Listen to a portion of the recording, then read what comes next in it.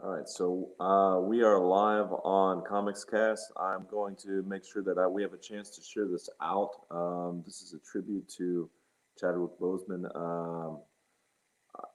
I wanted to do a portrait, but I am not a very good portrait artist, so I probably won't do that live on this stream. We're going to have some other people that will be on the stream with us, but as of right now, I'll start it off. So I got my kit together. I was able to get enough together to do a show. As we get more people in, Gerald and some other artists, it's going to be an open stream for everybody to get in and do a tribute to Chadwick. So my thing is, I'm typically I try to avoid doing these sort of like, hey, jump on and hashtag and try to get your art out there and jump on a wave. This is not the intention here. So my thing is, just for me personally, like I didn't know that he was even sick. I didn't know that something was going on with him, and it was very much out of left field. I literally read about it on my feed as I was eating lunch yesterday, and then looked up at the television where I was, um, and just it. Sorry, I just had a message come in, and as I was, oh, here we go. I think I got. Let's people in if I can. There we go. What's up, Joe? Hey. Okay, you're in. My phone is trying to keep up here. Okay. All right, cool. So I can see you. Yeah, I was just walking us through. How am I coming through? Can you hear me? Okay. Like, Yeah, you're a little choppy, but I'm going to get the information about the inviting people in, and I'm going to post it to the guys that responded in our Facebook chat and get them in here. okay, sounds good. Sounds good. So, did you already welcome everybody? I'm a Yeah. little So late. yeah, I welcome people, and then once you thought about coming in, my whole system decided it didn't want to connect with others. Okay, let me do that for you. Let me do that for you. You may have to, yeah. I'll be secondary here, but yeah, I did the pretty much the intro, Okay, explain good. why we're here. So I'm gonna have to rely on you to be the main host, I guess, because my system just will handle it. Okay, hold on one second. Let me go to our Facebook page and go to the chat room. So anybody, any artists that want to join us, just message us in the Comics Cast Messenger area, and we'll get you on here.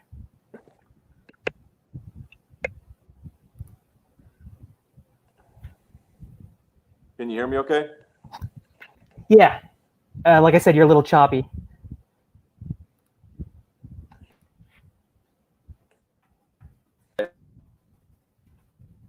I'm off just because I'm gonna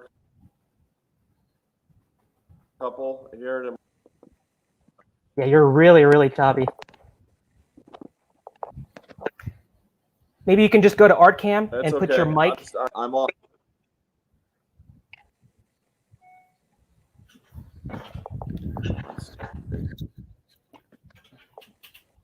All right, there we go. Good. That's posted.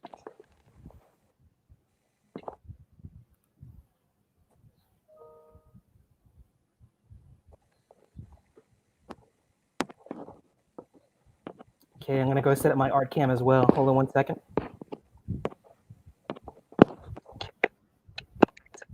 Okay.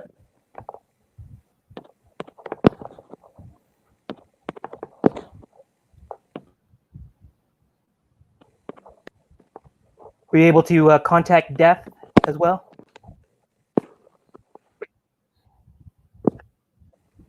No.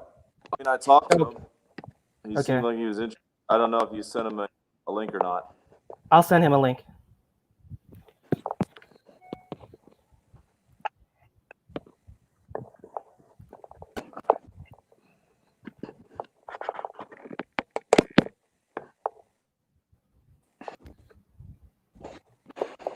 There we go. Okay.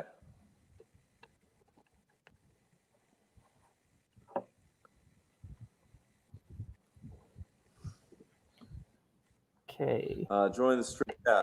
So we can put it directly in the comments section if we want to there, Gerald. I know Mark Yep. wants to get in. He's got some artwork he'd like to at least share. How am I coming in? Okay. Look like I'm good. Yeah, you're much better. Okay, good. I'll put it in the general section once I get my art cam set up, and anybody who wants to join us, just send us a message, and we'll get you in there. Yeah. So I was saying earlier that I was starting to work on a portfolio and really work on trying to get his likeness, but because I'm a portrait artist, I decided I'll try to do that later as another piece. The Black Panther right now because it was coming out. And I was going to do like a pre-sketch, and not good. It's just not good. But I am going to give away just for everybody else who's watching. I will be giving away my my finished Black Panther original to anyone who would want it on this stream. So I'm not selling it. I'm just completely giving it away. To anyone who might feel like they would appreciate having an original Panther piece. So it's this one here. Let me show it. Yeah, that's a sharp-looking piece. All original inks here. So this is not a printed original. And yeah, so anyone who wants it. I guess I'll talk about it until the end and maybe just give it away later, just to give everyone a chance to know it's out there and it's an option to get. And we'll talk about it later to do a giveaway on that. Yeah, I did that one a couple years ago. I always loved it, but yeah, again, I'm not a portrait artist, so sort of just held on to it out of just not wanting to give it up because I knew I want to do another one with him at some point. Oh. Yeah, I was at, I want to say Applebee's or somewhere yesterday, and I was just eating, and I was looking at my phone, and it just was completely blew me away. I had no idea he was sick. Mm-hmm.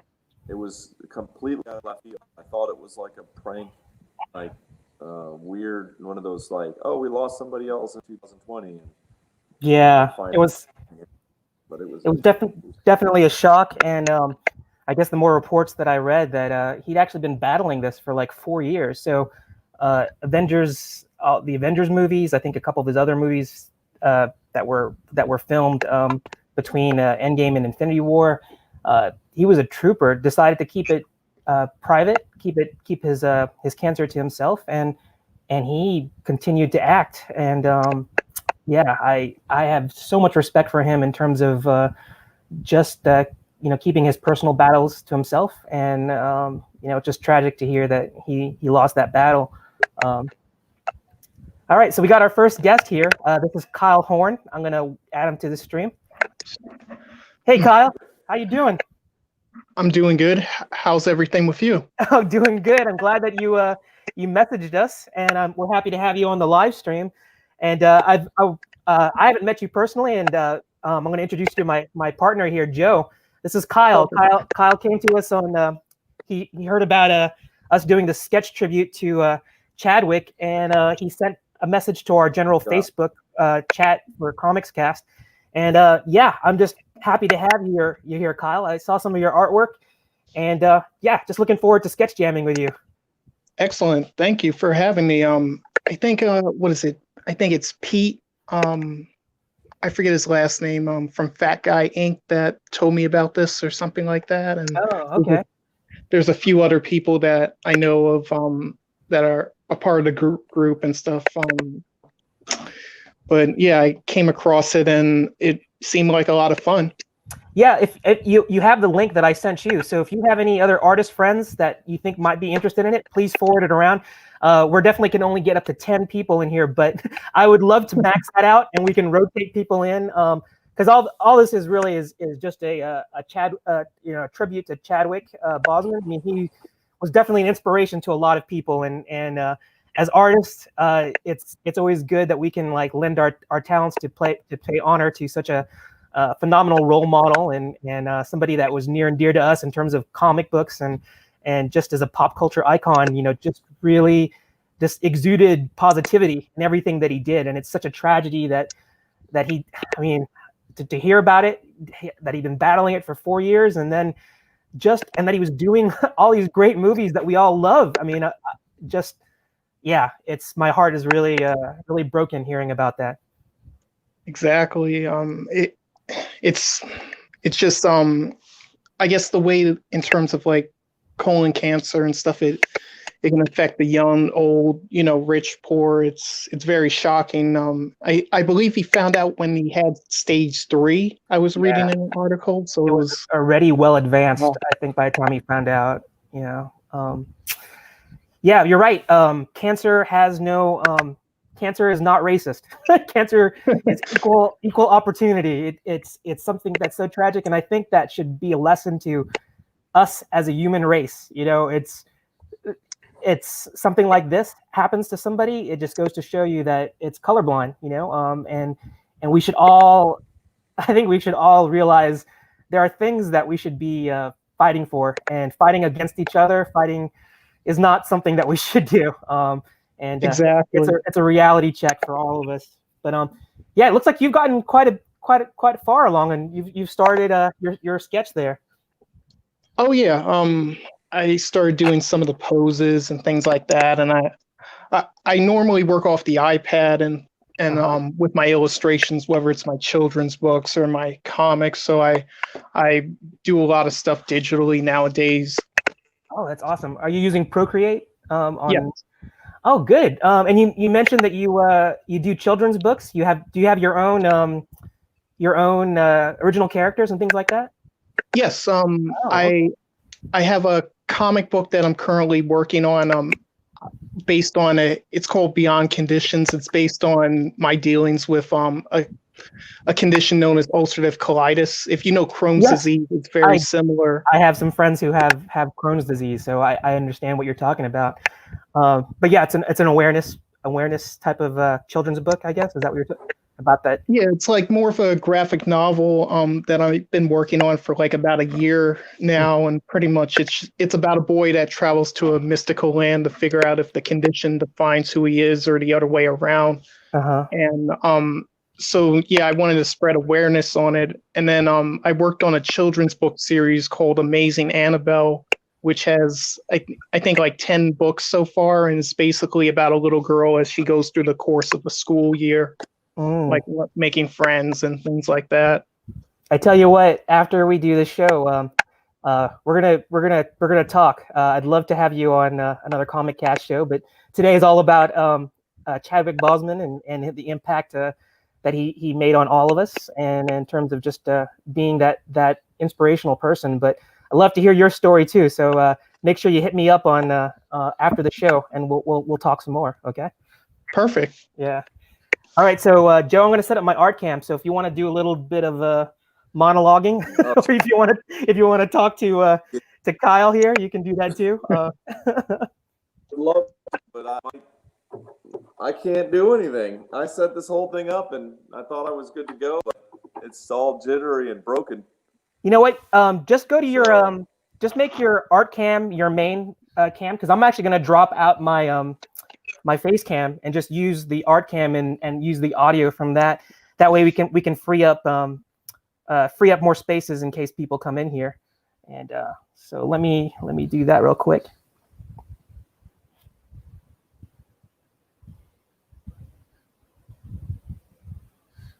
Yeah, you're on mute, Joe. So get that.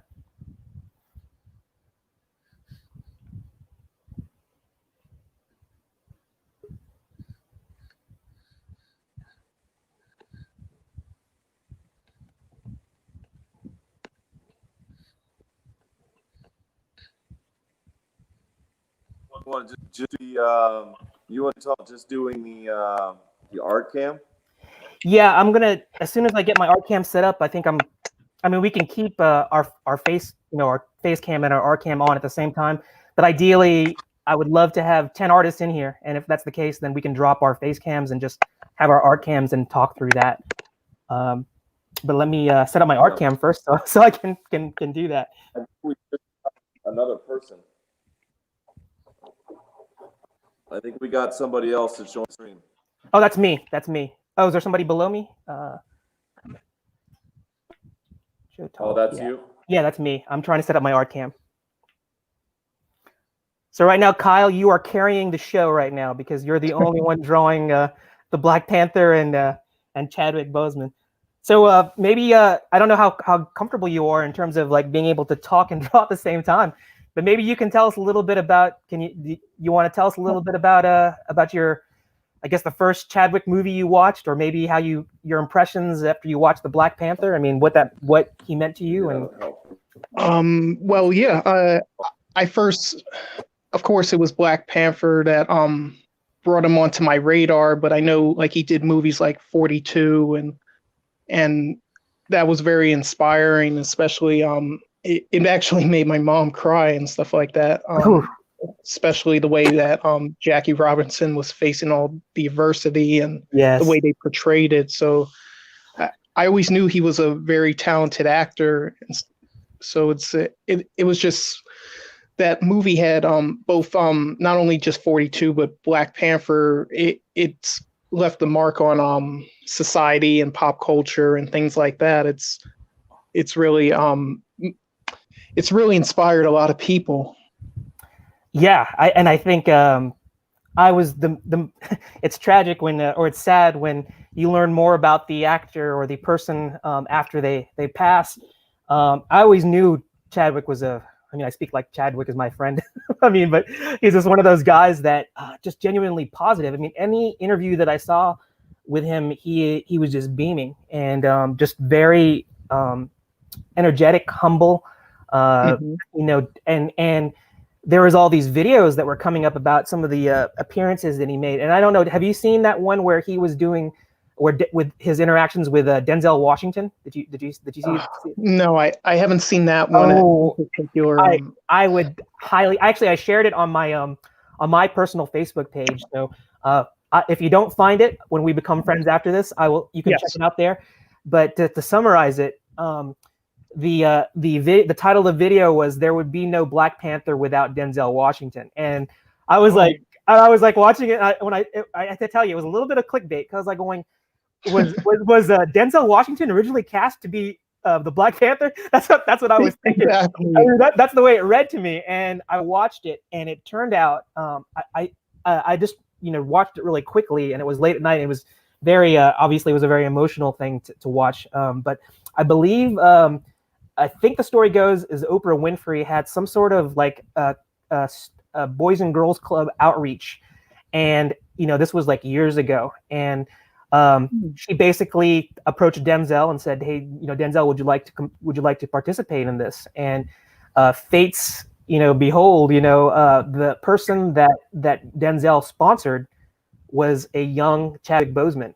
Oh, and I think that was the whole thing of it, is that Chadwick knew who Denzel was. Denzel didn't know who Chadwick was. And of course, and I think this is the success of Chadwick's acting career, and he was being honored, and he brought up this whole thing. Denzel was invited to this. He was to this event, and Chadwick got up there and he was telling his story, and he pretty much said what I just told you. And he pretty much had this, I'm not even going to try and be as eloquent as Chadwick was, but in true fashion to Chadwick's, just brilliance. His tribute to Denzel in terms of like saying that I would not be here today if Denzel didn't invest in me, if Denzel didn't sponsor me.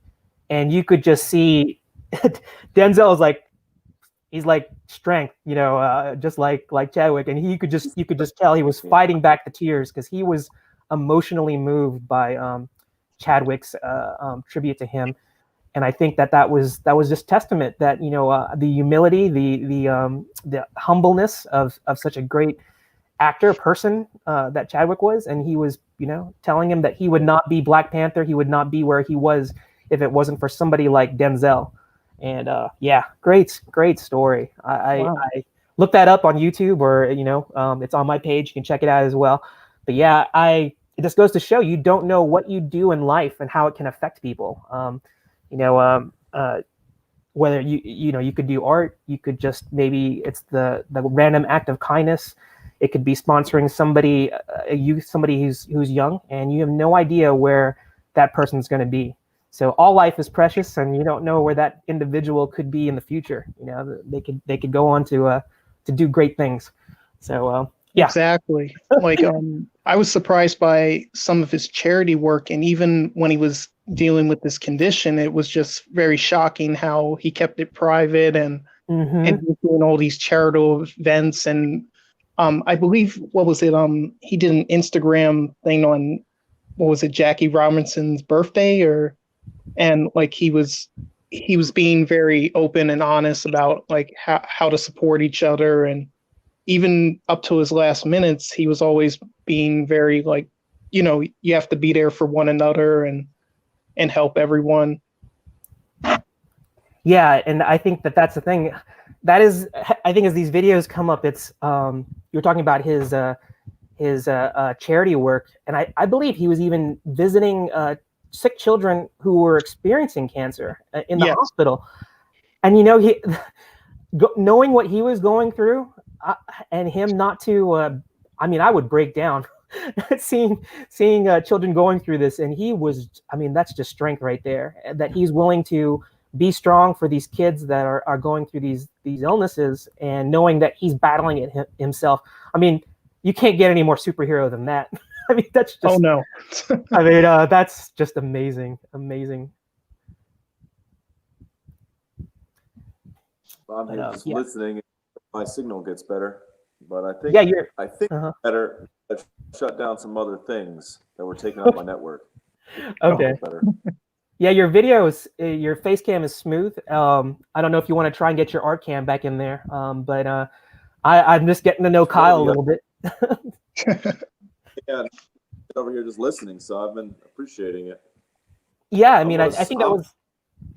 It out and just set this thing up as an art cam, and I'll be right back. Okay, sure, no problem. Excellent. Yeah, and I think that this is the thing about the what we're doing here is that. Oh wait, bear with me, Kyle. It looks like somebody else wants to get in the stream. Let me get Mark Tatuja. Let me Mark, if you are hearing me, go to the Comics Cast Facebook page and send us a message, and I will send you a link.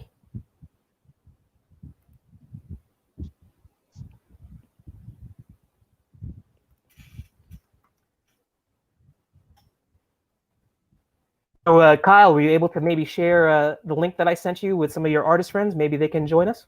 Yep, I sent it out to 5 so far, and now I'm just going through my social media to remember who's no problem for artists. And there we go. Yeah, I'm going to try and get as many people on here so we can have a little bit of a dialogue and just be able to maybe tell everybody some of our, as we're drawing, maybe share some of our experiences with watching Chadwick's movies and what kind of impression it made upon us.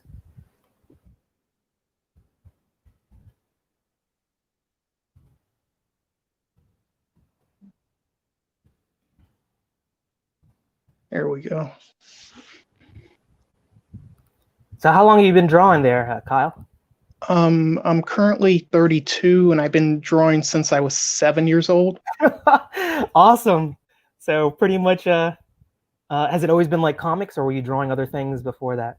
Originally I wanted to get into animation, and then as I was getting into college, it was I saw not only how difficult it could be, but I also saw some other opportunities through, like, because I do some volunteer work on the side with like the March of Dimes and American Kidney Foundation. So I started doing like picture books and things like that through there. But yeah, it's just been always a lifelong goal to tell stories through art. Well, you've got a good story yourself. I have to say that you probably have lots in common with Chadwick in terms of being a charitable soul that you are as well. I'm going to wait a few minutes before I start drawing because I kind of want to get a few other people in here. So if you're going to be my interviewee for a little bit while we talk a little bit about stuff. So you said your mom she watched Jackie Robinson. Did she watch the Black Panther? I take it she watched that as well, right? Yes. So did it move her just like Jackie Robinson too? Did it make her not in the same way, obviously, because the Black Panther is a fictional character, but a lot of people really just gravitated to the whole story of T'Challa and what kind of person he was, and there was lots of social commentary that was built into it, but it was a hero movie. You got to see I think what there was the story of Killmonger, and what was I think Chadwick sort of said it's like they were basically two sides of the same coin. It was a really good analogy to talk about how he's not really a villain in the black and white kind of way. Like it's not that clear cut in terms of like what his motivations were. And I think that was the brilliance of that kind of movie, because even T'Challa's character, he recognized the shared that they're brothers, that they had a shared lineage, and I think that was a really compelling story that they was able to tell. Exactly, like especially in the grand scheme of Marvel films, I believe Killmonger he's up there in terms of like composing a villain, well, not a villain but an antagonist. Yeah, it's almost like a anti-hero. I guess that might be a kind of a seems like be a popular I don't even want to use the word label, but it's sort of like a category now where one could argue that Thanos isn't completely a villain, to a certain extent. No. But I guess like villains kind of like are their heroes in their own stories, right? I mean, if they kind of believe that they're doing something righteous to a certain extent. Yeah. But that's not to take away from how, the story of Black Panther. It's like, I really enjoyed what the MCU, what they were able to do in terms of bringing that story to the screen. And, when they introduced Chadwick in Civil War, oh my gosh. I mean, I was like, he really just embraced that role. And they did such a good, the way he moved, the physicality of the role itself. And then he was so regal too. Like the way that he carried himself. I know Wakanda is not a true place, but it had such a it was royalty. It felt like that he had this persona about him that leapt off the screen. I had to say between him and Tom Holland Spider-Man, they both like stole the show. I mean. That movie had introduced so many new characters and things like that, but I have to say that it was so well balanced. Everybody got equal screen time in terms of being able to tell their story, and that's just the brilliance of like Marvel movies. And when the Black Panther movie came out, it was his movie, and to tell that story, and it was so fresh. I mean, everything about the production, the set design. I mean, I think they like invented like the glyphs, the language of Wakanda. Yeah, I heard something about that. Yeah, it felt like it could be real. Like there could be a country called Wakanda, and it really was hidden somewhere in Africa. We just didn't know about it. It was that kind of thing. Exactly, and especially when it comes to an origin story, when it comes to characters and things, it can be difficult if you're not engaging with the protagonist. But wow, just the way that they took him from his kingdom and then pretty much showed what he's all about. It was so well done. Yeah, and I think that's the strength of like I said, Marvel movies, is that they definitely, it's not all about action. It's not all about like pizzazz and wow factor. There's a story behind it. It's rich with character development. You feel like you can empathize with not just the heroes but the villains themselves as well, or the quote unquote villains. I mean, it's all a matter of perspective. But that was a brilliant. I mean, that whole sequence at the end with Killmonger. Hopefully, anybody who's watching this, I'm not going to be going into spoiler territory here, but if not, you guys had put. I mean, anybody that's watching this who hasn't seen it, you can mute it or go watch it right now. We'll forgive you for not watching our show if you're going to go watch the Black Panther. But that sequence at the end with Killmonger and the sunset, yeah, and I tell you, it definitely made you get a little, your eyes got a little watery there, Exactly. seeing, that portrayal. It was just really strong, really strong. Also showed the villain's his commitment to what he's doing to the very end, and not wanting to be enslaved and thrown back into chains. That's a big deal. Something that could have been passed over, and it could have all been just the heroes. That goes to show a lot about the writers and the director, and really understanding how to close out a story really, really well. So that just goes to everybody that was involved in it, understanding how important it was to get the villain right and get everybody that was involved in it. I think some people were rooting for Killmonger there for a little bit. I think that there was all this rumors going around, with this thing is who's going to be the next king. And I remember reading some sort of fan theory conspiracies is that they buried Killmonger and maybe he is resurrected, but he's resurrected and his mind is correct or something like that, and maybe he would be the next king, or maybe there's always Shuri. I think the actress who played Shuri, I can't recall her name at this moment, but she was brilliant too, and they were talking about how she would be a natural progression as well, because in the comic books they explored the female, like the queen of Wakanda, and I'm guilty. I haven't read that storyline, but I do remember seeing the art, and I think they even played around with the idea where they even had Storm from the X-Men, who was I think briefly married to T'Challa, and she became the Black Panther. She became the Black Panther too. I can't remember. I don't remember if she did. I do remember they got married at some point in the comics, and they were working on that, and especially incorporating the X-Men into the Marvel universe in the next couple of years. That was one of the things that was on deck. Yeah. Oh, great. We have a new guest here. I'm going to let him in. Let's get him in here. And we have Mark. Mark, can you hear us?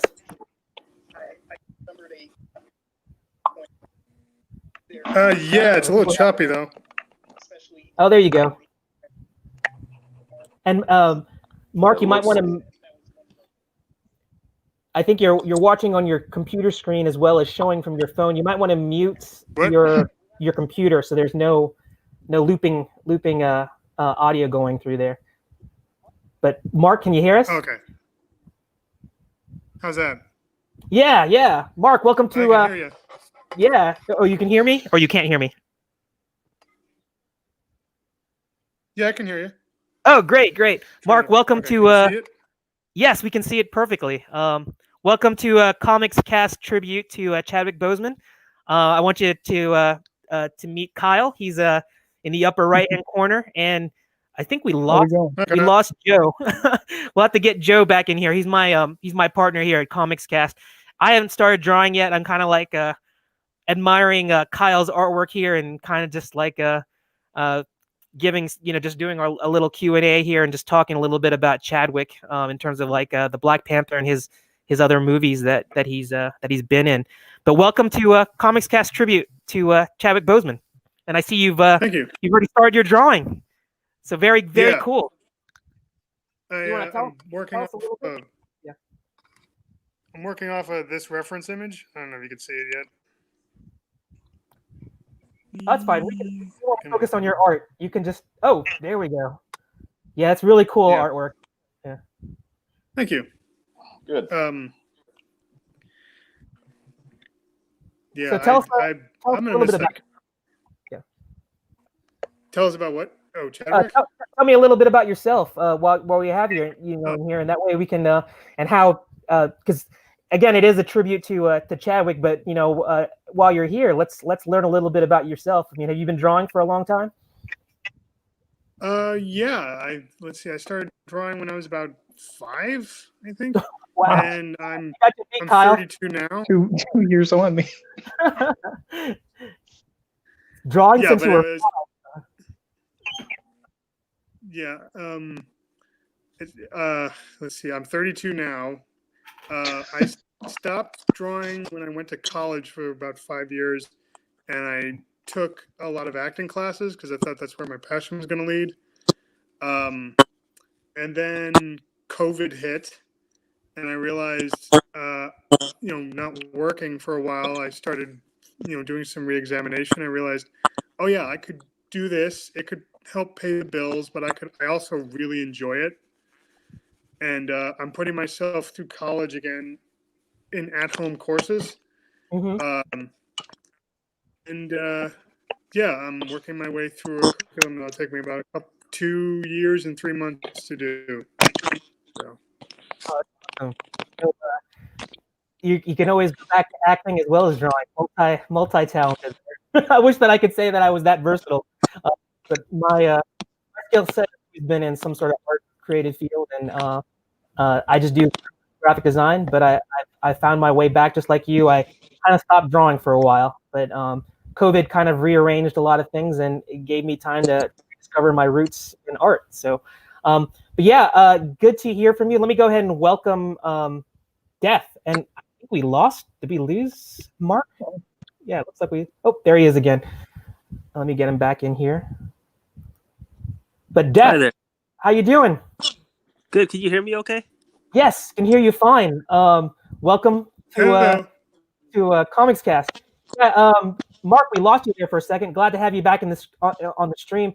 Let me get Death as well. He's another artist that's joined the stream, and I'm just gonna open up the dialogue. You guys can all talk amongst yourselves and just talk a little bit about who you are and how Chadwick left a really good impression on us, because obviously this is a tribute to him.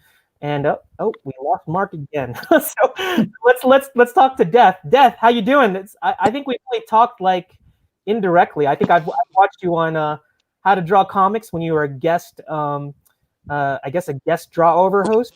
And always artwork, big fan of your stuff. And I think Rick is a good friend of yours as well. So it's nice to finally have you here on the stream. Oh, thanks, man. So ask away.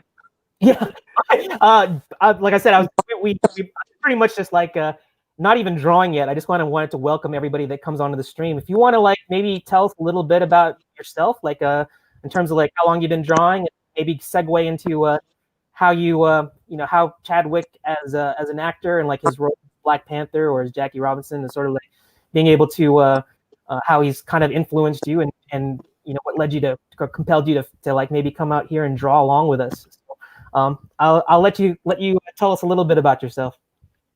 I've been drawing as long as I can remember. Really, I don't know. I don't know per se. Have you been drawing longer than 5 years old? Because I think that's the point, right? I think Kyle said he's been drawing since 7, and Mark we keep on dropping his signal, said he'd been drawing since he was 5. So if you can say that you've been drawing since you were 4, you'll beat everybody. No, it was probably 5 or 6. Okay. So 5 is the going rate right now. But yeah, and you're writing to us. Are you in Indonesia? Is that where do you hail from? In California. You're southern. Oh, somebody told me that you were from Indonesia for some reason. I guess I got bad information. So you're in California, which is great, because I was about to say that you stayed up until 3:40 in the morning if you're out on the other side of the planet. Because we have another guest that hopefully will join us, and he's going to be coming in from the Philippines, and I think it's 12-hour difference. So that's good to know that you're only on East Coast time, not West Coast time, not other side of the world time. So yeah. but yeah, so what was the first movie you watched with Chadwick? Was it the Black Panther, or I mean the Civil War maybe, or was it some of his other movies like James Brown, or It was Civil War. it was Civil War? Yeah. And for me, it's, I don't know, it's hard to explain. You know, like when you're a person of color in this country, at least, I don't know anywhere else, Mm-hmm. but like, and you have someone there that kind of represents a people, Hello? right? Mm-hmm. It kind of like overlaps. So, you know, I get that he's definitely a great representative for Black people. He's kind of a great representative for minorities. Mm-hmm. And we all kind of like cling to these heroes because honestly, we're all kind of in together. So, yeah, for me, just how much of an inspiration he is to people in general, not.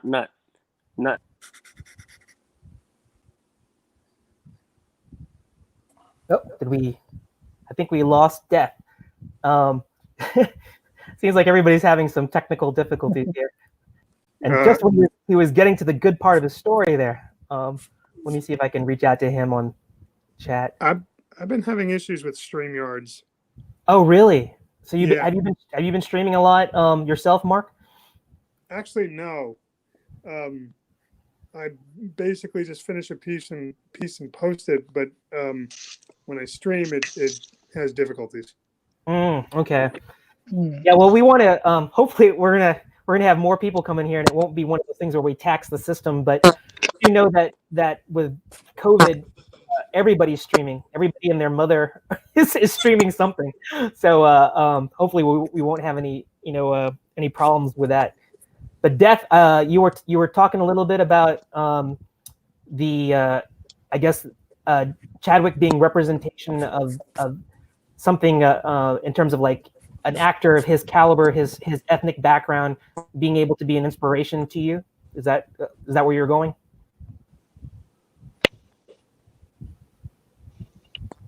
Oh, I don't know if Death, can you hear me? This is totally fun. It's like I pose a question and then people drop out. It's like, is it me? Maybe it's my questions. I don't know. But we're gonna have to get this. See if we can get this technical difficulty thing that we're having. But Mark, now that we got you back on here, I'm gonna keep on like going back and forth. I think you and I were talking about something before you got dropped as well. Yeah. You were talking about I think your acting background and that you've been drawing since you were 5. I think that's the last things that I was. Okay. Let's see. So drawing since I was 5. I stopped to go to school for acting, and then once COVID hit, I realized I needed to pay the bills somehow. So I fell back on this, and I realized, oh, I actually like doing this, and it's more fulfilling. Mm-hmm. And so yeah, I've been doing this from home. Yeah, I think that we've all. I think the buzzword is everybody's been calling this the new normal. I hope it's not the new normal. I hope that it's just a temporary thing. But in some ways, it's allowed us to be a little bit closer. I would not have met Kyle, you Mark, or Death when we can get him back in here, or even any of the other guests that we've had on Comics Cast. Because Comics Cast is all about promoting independent creators and their characters and their OPs and ICs. But when we heard about this tragic loss of Chadwick, I was talking with my partner Joe, and we just felt. I mean, it was just one of these the spur of the moment things. We talked about it really late last night and said, you know what?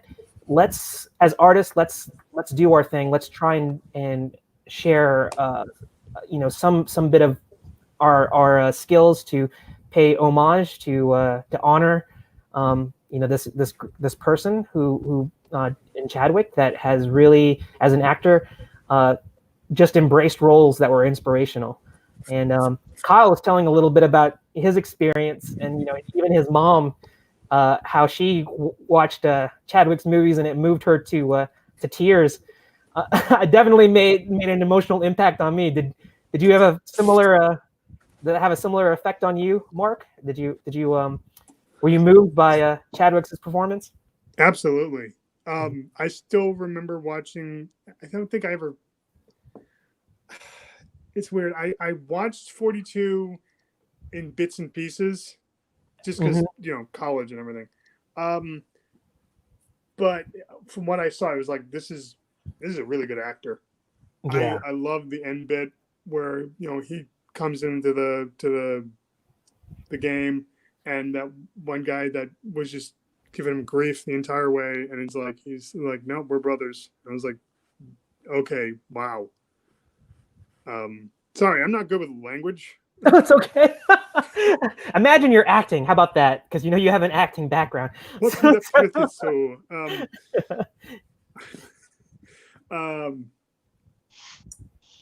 no, I loved Black Panther. Mm-hmm. I like. This is gonna sound weird. I like that he was kind of an antagonist in the Cap movies, because I'm a big Cap fan, and my wife is an Iron Man fan. It's a point of contention. Civil War must have been a divided house for you. But no, I love that they had this like kind of character arc of brothers, of where they started off fighting each other in more than one movie, and then by the time Infinity War comes around, they're running into battle together, and it's like, yeah, this is respect for the actors that made me feel so defiantly gleeful to see these two men of two different backgrounds, of these fictional characters, and I want to see them succeed. Yeah, I completely sympathize or agree with you in that respect, because that was the beauty. I was talking to Kyle. I don't know if you were on the stream, but I was telling Kyle about the beauty of the the Marvel Cinematic Universe, is that they did such a good job developing the characters. It wasn't like you were thrust into one movie and they addressed everything. It was like you felt the Black Panther. He was introduced in Civil War. You see what his motivation. You see him grow in terms of he's on this path of vengeance, and then he realized that vengeance is like I'm going to use a Star Wars reference because I just watched Return of the Jedi with my niece last night. But it's like a path to the dark side. He realized that he was so consumed with vengeance he wasn't seeing clearly, and then when he had the opportunity to take exact revenge on his father's killer, he decided to let justice play its role out. He didn't go down that route, and then that was his story arc just in Civil War. And there were so many story arcs. There were so many, that was Black Panther's story just in Civil War. And we introduced a whole slew of different characters in Civil War. But then you see him in his own movie, Black Panther, and you see another growth of his character. You see he sees a larger picture that the errors of his father's way, and then after that, the Black Panther story, you see his story of arc evolve even more, in Infinity War. And then, of course, we all know what happened with Infinity War with that snap, which we were all sitting there at the end of the movie going, I can't believe they're ending it like this. I remember being so confusingly irritated and just infuriated. Uh-huh. I couldn't really move for a minute. Exactly. I was like, no. Somebody screwed up. This is the wrong cut. I know. And we were all sitting there going, okay, we all got to sit through all the credits, right? Because there's going to be something at the end. And it was just that was it. We were like, I can't believe this. We got to wait another year for this. And, but yeah, it was incredible. And, I was telling Kyle about some of the stories that, that are coming up, or at least the ones that I hadn't known about, where we learn about Chadwick outside of his movie roles. And I had just told him the story that I had heard about, or I'd watched about his relationship to Denzel Washington, and how the video was entitled "There Would Be No Black Panther Without Denzel Washington," and it was such a clickbait thing. I'm not going to even tell you a little bit about it if you haven't watched it, because it's definitely something that I would like everybody should watch, because it's a true inspirational story that's outside of movies. It just shows you what doing that random act of kindness can do and how it can impact people. But the another story that I read about, which was completely eerie. I think there was there was an interview. I think it was Access Hollywood did like an interview on the red carpet with Chadwick, and the interviewer mentioned something about like, about Infinity War and how Endgame was coming up and it was going to break some records. And this was the eerie thing. She asked him, "So, what are your feelings of, like, can you tell us anything about Endgame?" And he goes, "I'm dead." And he said it with a smile, and he was just kind of, you could tell that he was joking, not joking. He was referring to the snap, and he goes, "Well, what about Infinity War? I'm dead." And then he goes, "Well, what about Black Panther 2?" And I'm summarizing and or paraphrasing. And his response over and over was, "I'm dead." And he was kind of like smiling a little bit, but knowing the history of what he was battling, I mean, it's come to light that he's been battling this for the last 4 years. So I think he even knew when he was doing this interview that the possibility of his own mortality, and for him to say that, I know that he was referring to at least I think he was referring to like the snap, and that he's, One would hope.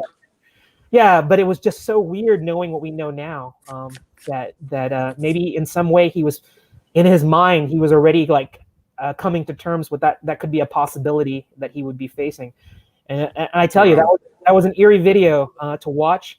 But I was like talking to Kyle about some of the stuff when he was fighting his own cancer. He was going to hospitals and comforting children who had terminal illnesses or fighting their own battles.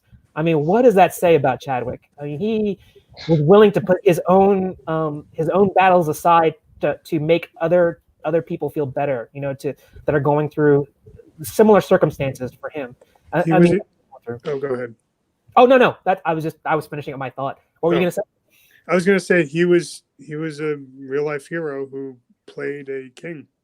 Yeah. I think that's what. Yeah, go ahead. Just to throw it out there, I was watching Gods of Egypt, and I didn't even realize he was in that movie. There's a lot of movies that I haven't He's seen. in Gods of Egypt? Oh, I didn't know that either. I forgot about that. It's easy to do. So who was he in Gods of Egypt? Was he another? He's like I don't know which name or... of the god of wisdom or knowledge. I don't remember. Whoa, wasn't that kind of eerie too? If he was the god of wisdom and knowledge, I mean, that would be kind of that would just make it even more eerie in terms of. It was definitely. It was a rough movie to get through, but he did a really good job for sure. Yeah, I haven't heard too many really positive things about that movie. I heard the special effects were kind of neat, but that was probably about it. So, isn't Eric Bana in that? I think, wasn't there an actor from? No, Gerard Butler.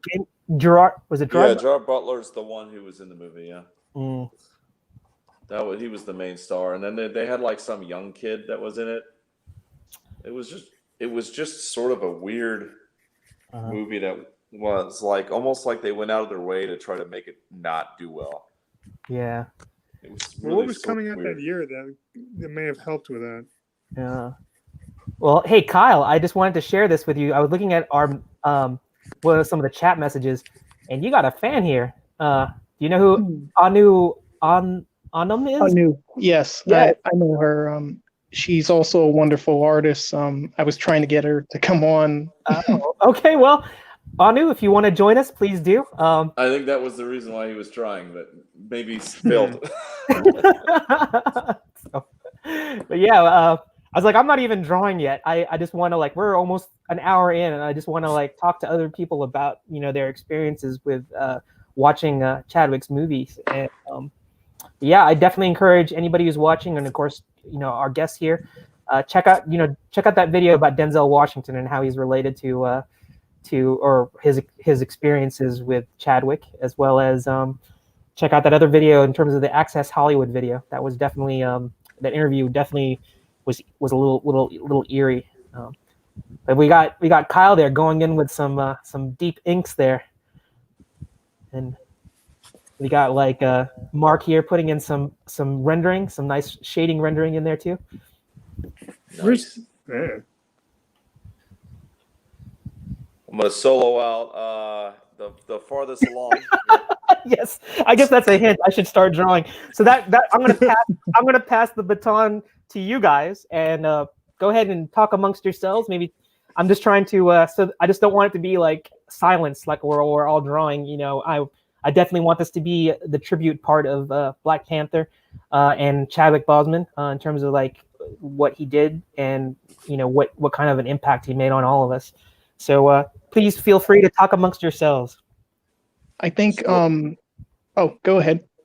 Well, I just wanted to show where I was at with everybody else, but also re-hit this point that this is a finished Black Panther piece I did a little while ago, and That's awesome. I just want to make sure that Oh. by the end of this thing, I'll just give it away to whoever would like a finished Black Panther piece. Nice, full inked, full finished piece to whoever would like it, considering what's been going on. So, not trying to Yeah, make I don't any money mind on it. like what is it, donate, because my stuff I can send an email or send it over Messenger and stuff like that if anybody wants it and things like that. Yeah. Yeah, and I think at the end of this show or broadcast, when everybody gets their artwork done, feel free to send us your finished, picture of it or a scan of it, of your final art piece, and we'll be more than happy to share it on our Facebook page, as well as open a dialogue with you. Maybe we can have you on our shows and feature some of your artwork. But yeah, it's good to meet you guys, and yeah, that's some brilliant artwork that Joe did. And it's even more meaningful. I mean, he did that a few years ago, and now knowing the significance of it, I think you did a great likeness of Chadwick. Oh no. Better than me. I don't think I could do that. How long did it take you to do that? I did this one, I want to say, in about 6 hours. Maybe. Wow. Joe is fast. He's fast. Damn, Joe. Jeez. It's making us all look bad. I don't need help with that. Well, look at me. I haven't even put a mark on my sheet of paper yet, so I need to do that myself. Well, I'm trying to bring back a little bit of the with this one, a little bit of the original King Kirby design, and make sure that we get that, that cape in there that I think would be badass if he had ended up getting that by like maybe movie 3. They'd figure out a way to get that cape in there. Oh my god. Maybe not the popped collar, but definitely the Could have been cape. a pop collar, bro. It's strange.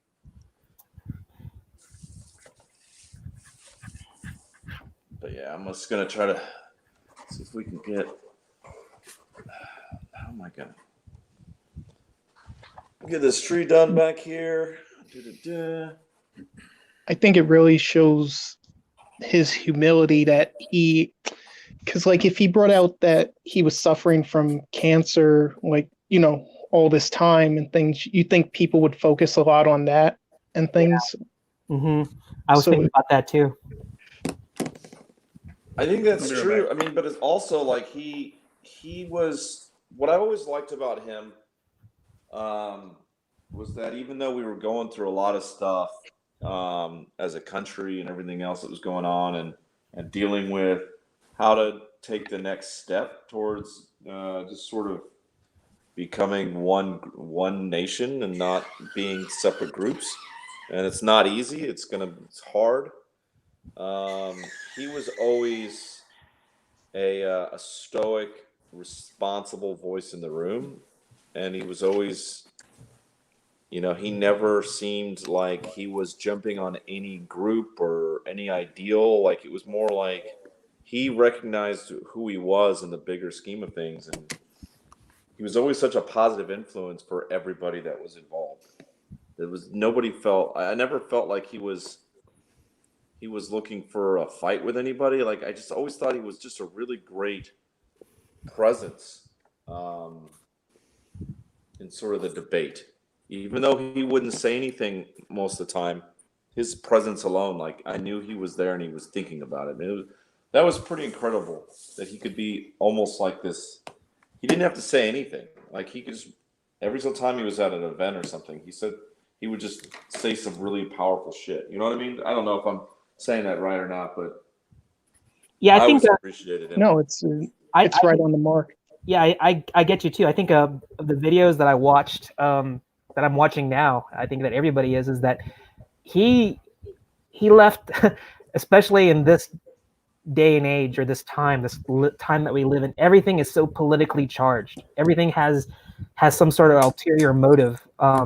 And with every video that I've watched since, you know, we all heard this tragic news, that was so absent in anything that he said. He was so positive about, he stayed on target. He pretty much, when he was asked a question, he didn't have to interject anything into it other than his true feelings about whatever subject it was. And he was the epitome of just grace. I mean, he just basically would say, he would smile and he would deliver whatever his comment was. And yeah, I keep on thinking about that Denzel tribute. I think everybody should go watch that. If you haven't seen the Denzel tribute, you got to see it. That's for sure. His words, the things that he said, and the way that he said it. I'm gonna steal a line from what was it, from Ridley Scott in Gladiator? It's like, what we say now or what we do now echoes in eternity. I mean, that is Chadwick Boseman. What he said at that, it's like, it was so eloquent, so well done. I mean, if you can bring Denzel Washington to the verge of tears, then you know that it is a great tribute, it's a great speech. And that's what I think was really cool about or such telling of Chadwick's character. Just stand-up guy. I mean, he really was something. We need more people like him. I think that would have been the world is a sadder place without people like Chadwick. Indeed. So I'm going to do my best to lay down to get some sort of likeness of Chadwick here. But right now it's really rough. But we'll see once I start putting in some bolder lines in there. That means that Kyle and Mark will probably have finished pieces of artwork that are inked and colored. By the time we get anywhere with it, they're going to be ready for press. They can probably be printed professionally by the time I'm done. You're giving me way too much credit. Yeah, yeah. But you know, there's no time. We were talking about this earlier. There is no time limit. We're all here just to draw along, sketch jam, and pay tribute to one of our favorite actors here. Have you seen some of the stuff he did on SNL? No, he was on SNL. I didn't even know. I'm not surprised, but I haven't watched SNL in so long. Me too. I'm sure I have great. not. So what was he do? What did he do on SNL? How about you? He did a sketch where he was playing T'Challa but it was Jeopardy and Oh God! Oh my God! Oh, wasn't he with some was it like Black Jeopardy or something like that? Wasn't it? Yeah, it was. Oh my gosh! And Kenan Thompson was moderating or something like that. Oh my God, I'm forgetting the. Okay, fill us in. Do a little. Can you recall any of the lines that he did? It was something about if I bring potato salad, and he kept on acting like, it's a potato salad made in a certain way, or it was just. I haven't even heard it, but I'm laughing right now. It's definitely like a Karen potato salad problem, right? Oh yeah. And that was one thing I think that there was there were a few, obviously there were some light moments where you could see shades of comedy that he could, I wrote this comment. I said, Chadwick had so many stories to tell. And that was the thing that it's so tragic because who knows, he could have done comedies and, that's the thing is he's so he would have been the next great Denzel. He was killing it in everything he touched. Yeah, he was making things better, and he was just starting. Yeah, and I was actually kind of surprised to find out how old he was. He's older than I am. I think he's your age. No, he's younger than me. That's what I was like 41, 42. I was like 43. I thought he was 42. 43, I think. I was like 43. I think he was 77. And we got somebody new. Let's get somebody in here. Add to stream. Mikkel. Okay, great. How you doing? Hey, what's up? What's up? How you guys doing? All right. Hey, I'm so Mikhail. Good. All right. Okay, Can't wait to so see your work. Great. yes, I could. We got another artist in here. Mikkel, do you know Kyle or Mark, or you? Kyle actually, believe it or not, referred me to come to you guys to hang out with you. I was Oh, awesome! yeah. I'm glad you could join us here on Comics Cast as we pay tribute to Chadwick Boseman. So I'm so happy that you could join us. Oh, thank you for that. Thank you for allowing me to come through and hang out with you guys. You guys are great guys, got great talent. Appreciate it. I appreciate it. Thank you. I haven't shown anything. These guys have great talent. I'm just sort of like been talking, but That's a good host. That's what it's all about, man. okay. You're like Well, the DM of our group. yeah, so I'm gonna hand it over to you. Is it Mikkel? Am I pronouncing your name correctly? My name is Kelly Gordon, but my artist name is Mikhail Supreme from Night and Day Anime Studios. Oh, awesome. Oh, nice. We're gonna have to like talk a little bit. I'm gonna reach out to you. I was gonna reach out to all of you guys and kind of talk to you a little bit later on. But I'm gonna turn the mic over to you. You can tell us a little bit about yourself, Mikkel, and your drawing that you have here, and maybe just tell us a little bit about your impressions of what the tragedy of losing such a great actor in Chadwick. But yeah, I'm gonna let you talk so I can do a little bit of drawing. But go ahead, feel free to tell us a little bit about yourself. Yeah, man. Yeah, seriously. I was really struck and actually shocked when I heard about Chadwick's demise onto the whole thing. That C word, man, cancer. It's yeah. I know a lot of loved ones in my lifetime who been punished or actually been submitted to that terrible So anyway, so I'm not gonna try to make it too dark, but it's funny. What I was trying to say earlier was it was funny. It struck me in a bit where you see this piece that I have on display on my computer. I was doing a live session yesterday, and I was doing this piece here, to contribute to Chadwick and whatnot. So I find it was so amusing and like impressive to see you guys doing the same thing. And I would have been there earlier, but I was out doing yard work today. No problem. Oh, Yeah. This is a last minute thing. In fact, after this show, I had to do my own bit of yard work before my HOA comes after me. But I'm taking my dog out. yeah, but yeah, exactly. We all have. But I think that we're just taking this little bit of time to like I said, pay homage to somebody that to Chadwick in terms of like making such an indelible impression on all of us, And so, Mikkel, tell us a little bit. So you drew this last night. Were you like drawing this with another group who was paying tribute to Mr. Boseman, or did you? It was just all my accord. I usually do like a lot of live sessions on my Facebook page, Night and Day Anime. Oh, okay. And this was something like I said, I felt like I just had to do. I mean, like, again, when I found out the day before, I was like shocked. Yeah, I was so speechless. I mean, I saw pictures of him looking sickly before, but I thought, how actors are. They always I know. Yeah. bodies so they can fit a certain role and stuff like that. I mean, check out like Joaquin Phoenix for Joker. I mean, he made himself look skinny. Yeah, you're right. You're right. With like no word that I heard rumors about him being sick. I mean, I know maybe I don't know. And that's exactly what kind of happened with us. We, there was no like plan, no desire to do this. It wasn't like hey, let's do this. If like we didn't know he was sick or anything. Exactly. And found out yesterday, and it was just the most bizarre thing. Like I literally was looking at my phone and saw it thinking it was fake, like a fake post or something. And then I looked up because I was at a restaurant by myself, just kind of eating. I looked up and then there's a video of him about his passing on the news. Yeah. And I was just blown away. Like, and yeah, Gerald and I were talking last night and I was just like, you know what? I really don't want this to come across like we're trying to make some sort of like get some views or anything. I think this is just something that I had to do therapeutically to get it out of my system. And, I totally agree with you. I mean, like, some may, but to the majority, like us being artists, Yep. to express ourselves, whatnot, and it's very therapeutic to. That's what I tell to a lot of my students, like, when it comes to like, trying to express yourself and actually trying to keep yourself focused. mainly is that we use art to utilize those kind of feelings and tributes to the cause. So I mean, this is just basically just how it is. You know he's a great actor. You love this his character himself. I'm talking about not the roles he played, but himself just offers this purity aura to his presence. You know what I mean?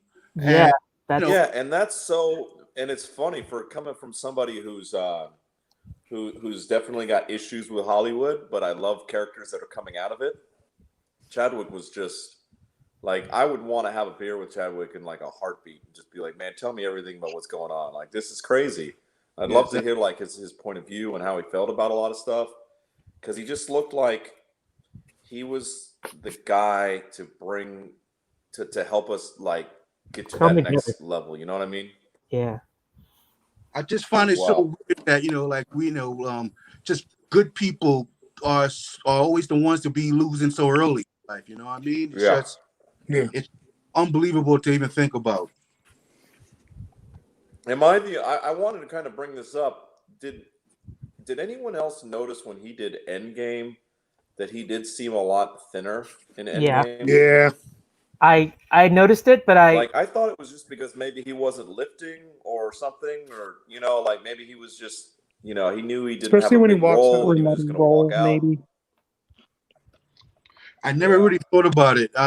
Sometimes that padding suit, makes a great illusion to like the physique behind it. You know what I mean? So I never really think about it, but now you brought it up,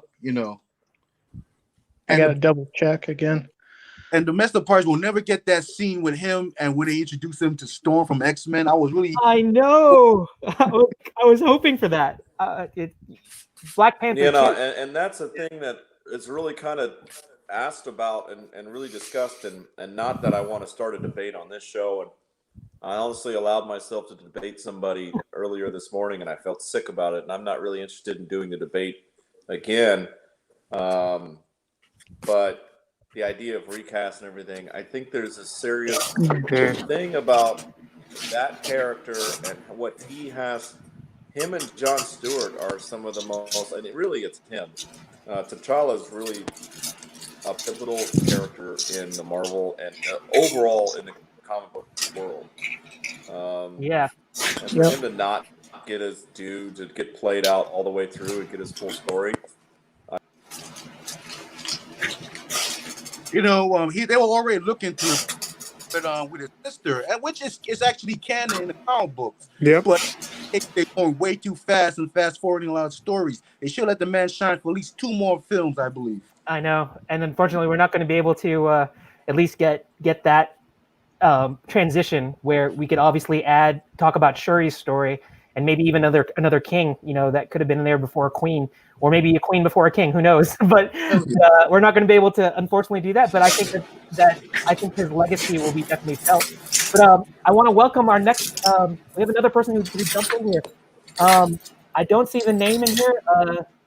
Is it Pete? Yeah. Hi. How are you? I was invited by. Yeah, Fat Guy Inc. I was invited by Kyle, who's I'm just jumping in on your thing, please. I'm not draw. I would be drawing. I drew earlier today on the live stream for NBNCon. I just got out of the hospital Thursday, so I'm like, half in the back. No, don't. It's okay. It's my own fault. Okay. I hope you're doing okay. I hope you're doing okay. Better, but highly medicated in the most unfun way possible. But I actually wanted to jump in on this conversation really quick because I had a really intelligent discussion with my neighbor and his son. I'm 46. His son is a little younger than me. Both they're Jamaican. And then my neighbor didn't understand. He's an older gentleman. He didn't understand what the significance was in regards to all. He played a superhero, whatever. They replaced Batman because his reference was Michael Keaton's Batman. Wow. That they were, that they replaced Batman. That was the last comic book movie that he had seen. So I get it. That's Everybody has their time frames, I mean, a little earlier, he's gonna if I remember when I was a kid, Joker was Cesar Romero to me, Joker was before any of these guys, Joker was Puerto Rican. So I mean, but Oh God. But I'm just saying that's so everybody has their point of reference. We all have our point of reference. everybody has their point of reference, and I think that's important. But I know a lot of people talking about replacing this. What are we gonna do? What are we gonna do? First things first. And maybe I'm too old school. Maybe I'm too lowest common denominator. No one's done mourning yet. Exactly. So talking about replacing and what we're gonna do next, shame on anyone doing that. Let his family mourn, let his fans mourn. And now there's a difference between fans and other fans too. There are the fans that love the movies and the comic book guys or whoever, people who are casuals who watch the movie, and those are fans. But there are people, especially in the Black community and people of color, who this young man touched them and showed them something that they had never seen before. Mm-hmm. I know my friend's little kids.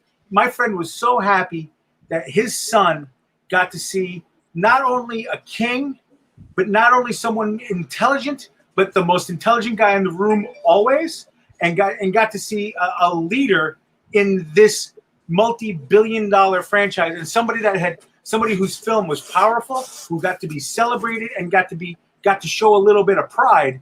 And he's even stronger to us because I know I didn't know he was sick. I don't know anyone that really did other than his family.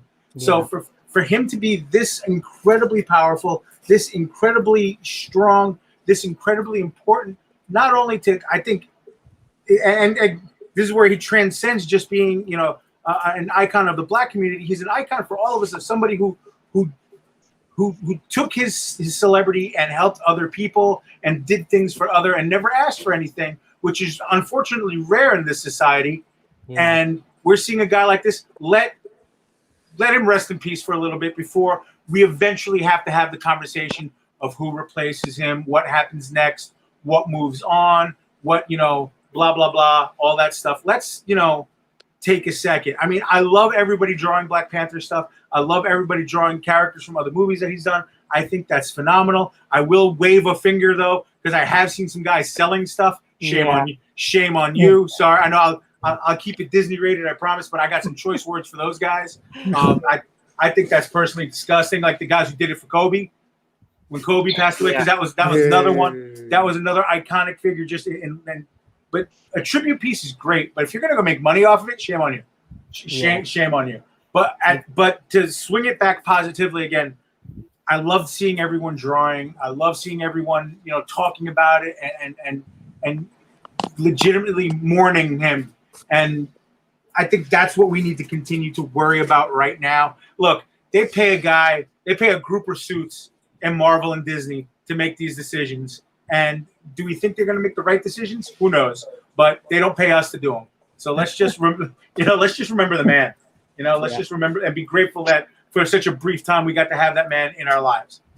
Yeah, and I think that's I agree with you 100%. I think that anybody that's capitalizing off somebody's death is horrible. And but we were just talking about Joe and I, we talked about this late last night. Joe's my partner here at Comics Cast, and you know what? He was the one who came up with this idea, and it was not. I mean, our intention was just because as artists, it's like if we can do anything and to pay a small measure of honor for somebody who made such an impact on us as comic nerds, we definitely. I had to say that this is kind of like these last 10 years with well, I'll go back a little further. I'm going to stay back to like when Blade, Snipes Blade.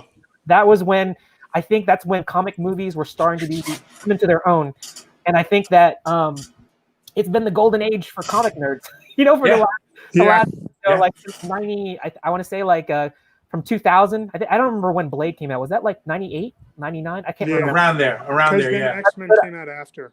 Yes, and that I think that Blade paved the way for like a lot of the the X-Men and then the Fantastic Four, and of course then we get into the current MCU and then the DCU, which we won't even talk about. But but I'm just gonna say that not gonna touch even the DCU has its bright spots as well. But I'm just saying that we would not have these kind of movies, and we wouldn't have the talents of being able to see Chadwick Boseman do Black Panther. I mean, how many years did it take? It was like what phase of the MCU before they brought him in?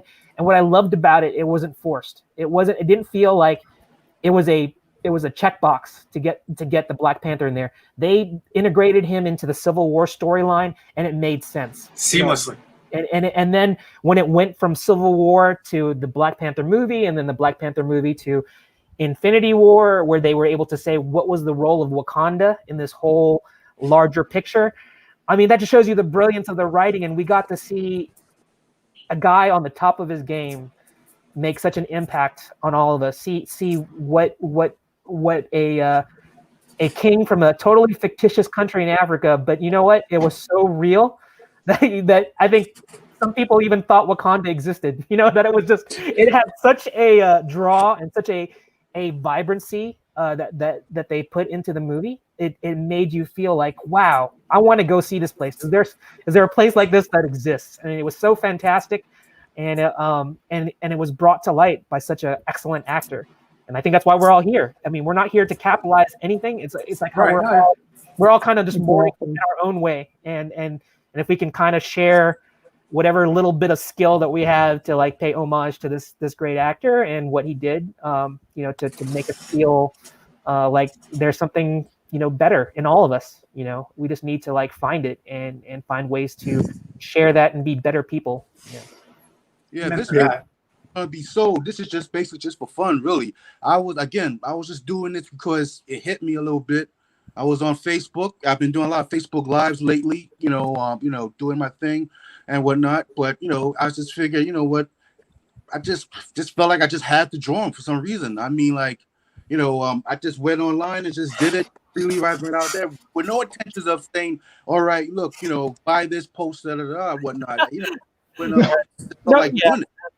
Exactly. That's because you had genuine feelings behind it, Kelly. And unfortunately, there's a percentage of people out there that don't. But I'm not gonna. That's not what. You explained it perfectly. What we are. We're artists. We create things. Okay, whether you're a cosplayer, traditional, digital, you're a painter. I know I've been painting more lately than I've been drawing, but that's the thing. When you have something in you that you need to express, you get to work. That's what an artist does. Like with everything going on in the world today, I have so many pieces, and I know you do too. When something hits you, or when that bug, sometimes you get a creative bug and you just want to draw whatever. Sometimes you get that bug and it's like, wow, I see what's going on, whatever it may be, good, bad, and different, and you want to speak with your art because we're lucky because we don't have to sit there and type 5 million words on Facebook. We can speak with our artwork. And that's what you're doing right now, which is absolutely amazing. Yeah, I think that's that. I think they say the picture is worth 1,000 words. Yep. This is the way that we're dealing with it. Yeah, absolutely. I know. I did. There's a painting hanging behind me, not the skull one, but it's too dark to see the other one. When everything was going on, and I'm not going to keep it very light. When everything was going on a few months ago, in Minnesota and things like that, I saw friends starting to express what's going on, and I'm like, what do I do? What do I do? What do I do? And then it wasn't like an epiphany or anything like that. I just was painting anyway, and now I have a painting depicting, something and expressing how I feel about this without having to like write a 5,000 word essay on Facebook or getting my Facebook law degree like everybody else does. I painted something, I painted something, and that's, I didn't coin the phrase, but it's the perfect phrase for this. Art speaks. And whether it's, you want to do a panel comic book story, you want to do a mural, you want to do a little painting, you want to do a little sketch, you want to do something, and maybe it's something you want to post so everybody can see. Maybe it's something you just want to keep in your pocket. It doesn't matter. Art speaks. Right. And I didn't get your name. Is it Pete? Is that your name? Yeah, that's a nickname I caught in college. And when I went to college, we barely even had the internet. Barely existed. I know. I know what you're talking about. So I'm the same thing. Yeah. Yeah. I'm 46, so it was there was a lot of Pete's in my fraternity, and we had a board. so since I was the newest Pete, one of the older fraternity brothers was like, "Oh yeah, PEAT, that's perfect." I was like, "Oh yeah, that's pretty cool." Yeah. He goes, "Yeah, like Pete Moss, like dirt, because you're a pledge."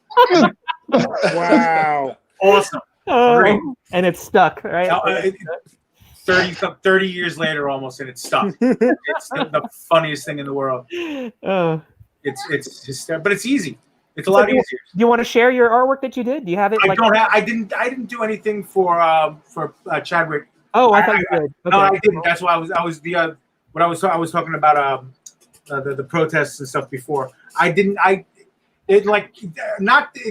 Like Kelly was saying before. I didn't. He was inspired and he felt like everybody here felt like I need to do something, and he started drawing. I didn't. I not that I wasn't saddened by what's happening or anything like that. I took it. It hit my heart differently where I just felt so bad, not just for everybody else, but I felt bad for all the people that considered him such a gigantic hero, and so all the people who saw how important he was. I felt bad for them, and I wanted to kind of like be supportive of my friends who are sad about what's going on and things like that. And then stuff like I just wanted to. I was like, you know what? I have a big enough mouth, as Kyle and Kelly will gladly tell you. So I don't. It's something, but luckily, I believe it or not, I do know when to keep it shut. So, and this is I'm gonna quietly remember him my way, and I'm gonna let the artists who have the energy, his energy, and his inspiration flowing through them, create what they're creating. And I'm already looking at some amazing stuff. So I don't want to jump in and do something. I don't want to seem disingenuous if I did something. Why not? I mean, I don't think no one's here to judge anybody. It's like we're all like this is kind of like art therapy. I think I get it. We're all kind of dealing with the loss of such an iconic actor who represented more than I think than we all thought. I think that what I will think about Chadwick is that he, beyond his role on the screen, this is what we kind of talked a little bit about earlier, is that the guy was just the embodiment of positivity too. I mean, the guy was battling cancer himself, yet was keeping it to himself and comforting kids who were dealing with terminal illnesses themselves. I mean, can you imagine that? It's like you're facing this challenge, and maybe that was his way of dealing with it too, is that he could probably put his own battles aside so that he could comfort those that were younger dealing with their own battle. And I think that's true heroism. I think that don't get many people doing that. There's always some kind of little agenda behind it. Right, and he had zero agenda, except to make somebody feel better, and I think that's what was. I wish there were more actors like him. He didn't. I don't recall. I haven't seen any videos where I don't think he got political. I think he was all about the art, which is his craft, his acting, and the roles that he took on, and that was it. I mean, I think he let a lot of his roles speak for. I think he knew exactly how important Black Panther would have been, and I can say that easily because if anybody's seen him as Jackie Robinson, I think that it's easy to tell. It's easy, or a couple of the other films. It's easy to tell that he spoke with his art too. Mm-hmm. So that's you're right. Yeah. Mm-hmm. His role as Jackie Robinson was amazing. Sorry, I'm a baseball freak. So. Hey, Death, we got you back. So is your internet connection a little bit better? Can you hear me, Death? Oh. Maybe the internet connection isn't as good. So. Looks like I got a little bit. We're gonna maybe see if the internet can catch. Oh, can you see? You move for a second. Yep. Yeah. Can you hear me? You're really choppy, and your video is completely frozen. Unfortunately. Oh my gosh! I wish that we could just have a constant stream so we could get everybody's artwork on here and have a conversation. I'm having flashbacks to AOL dial-up right now. Oh yeah, I remember those modems. I remember hearing the modems, the 28.8 and 14.4. I remember all those. That shows you how old I am. Right? we just dated ourselves so badly. Remember AOL, that dial-up? Yes, dial-up. AOL, when they used to send you like CD-ROMs like every week. Yeah. And actually, I worked for AOL at one time. But back in the day. So unbelievable. I used to work for Radio Shack. I was Oh, Radio Shack. I Yeah. love that store. I love that store. Every time we saw the computer, we always had like the AO disc. Like, here, you gotta take. But we had so many of them in the back. Just gotta get rid of them. They're like, Well, if you wanted free internet, right, you could do your free AOL trial for like a month, and then you just use a new CD-ROM, and then you would have like internet for another month for free. So yeah, it was.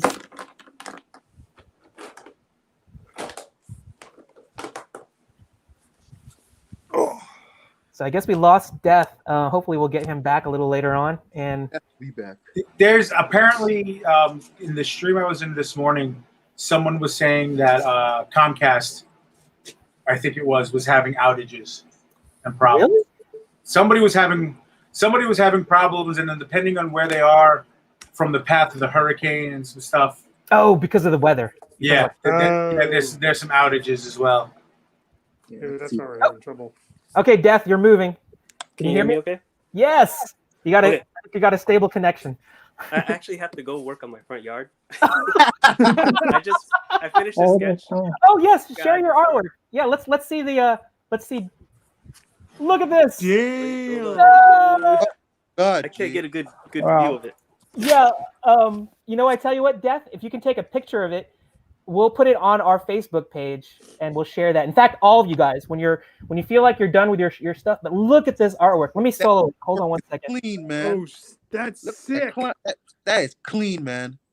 You did. Oh, I'm sorry. All right. So while Death was having internet problems, he Uh. still banged this out. So Well incredible. worth the wait. That is awesome, Death. I think Chadwick would love this. Looks great. All It right. looks Oh, great. Yeah, take a Damn, picture of it, send it to us, Death, and we'll put it on our page. Yeah. Okay, we'll do. All right. Thank you. Later. that was Wow. sick, man. Basically, put us all to shame. Yeah. But Mikkel, we see your artwork here. It looks like. Okay. Yeah. Let's. Can you zoom in? Can you? I actually was using this as a reference. I'll Uh-huh. Oh, nice. That looks great. Look at that hatch work. Yeah.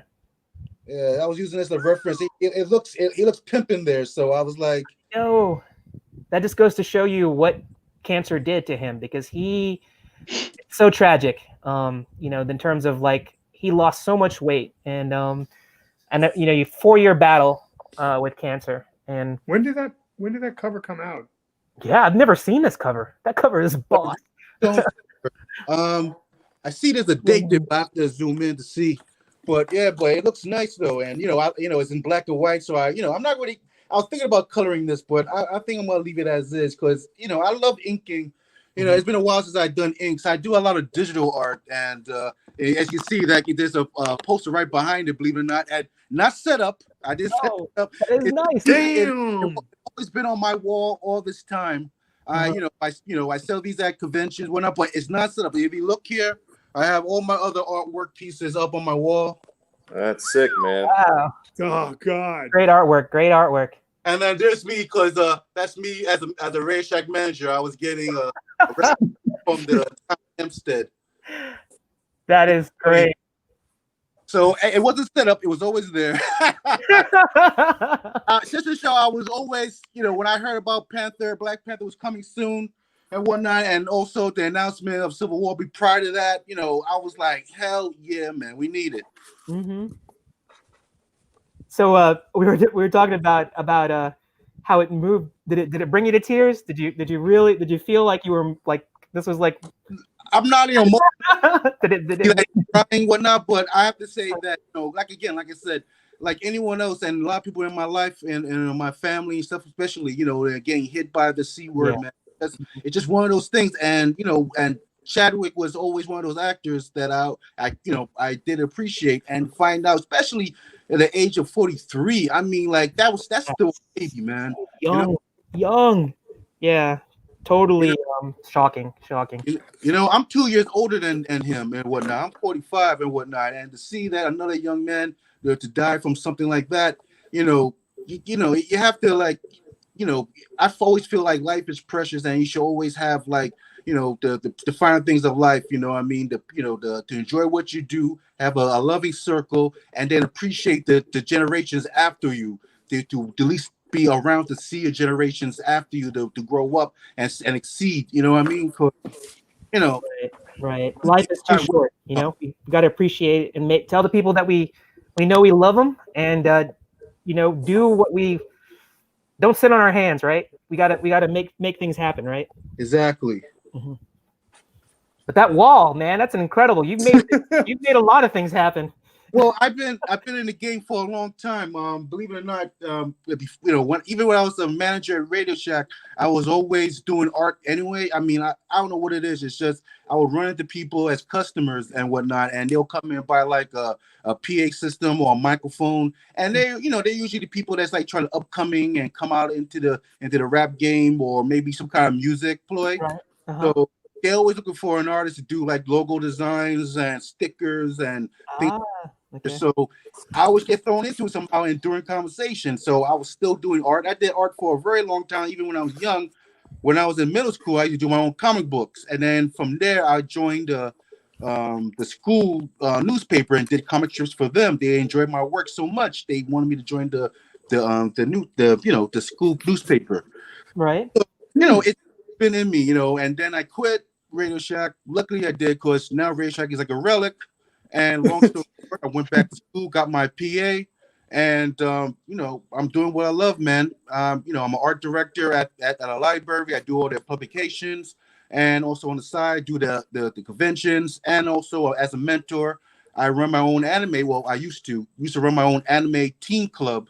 So I had a lot of, you know, teens looked up to me, and they always want to know how to draw anime. So I show them little tips here and there, and I do mentoring where I do drawing workshops. You know what I mean? So yeah, so you're giving back, and yeah. I think that was something that was good about Chadwick too. It's like he was giving back too. So I think if he's looking down from heaven, he's saying that there's lots of people that influenced him. I mean, that were influenced by him and are giving back to our communities and stuff like that. So that's good for you. And Radio Shack too. I love that. Well, I'll tell you this. Radio Shack is retail. If you ever been doing retail, it's usually really hard. You really have to learn. Yeah. Yep. And the good thing about Radio Shack and having that experience was it taught me how to deal with people. And dealing with people is pretty much half the game when you're trying to sell yourself as an artist. And a lot of artists that I had met through conventions, it takes a while for them to pop that cherry a little bit to, hopefully you don't mind that term, but to be able to have the courage enough to be a salesman to themselves and have enough confidence enough to talk to them and sell your work, and they'll appreciate your work. And I love it when people throw me Instagram pics of my work hanged up on their wall, stuff like that. It gives me a nice little warm feeling in my heart for knowing that people actually out there appreciate what I do. Yeah, that's always a good feeling when you feel like what you do is appreciated, and people feel, feel good enough or feel they admire your work enough that they're going to put it on their walls. I mean, that's a very high honor, I think. Yeah. And it's one of those little slice of life things that you actually makes life a little bit better. You know what I mean? It's like living. When you have something that you do and it actually makes you feel good doing it and working on that. You know what I mean? So I always give it up for that part.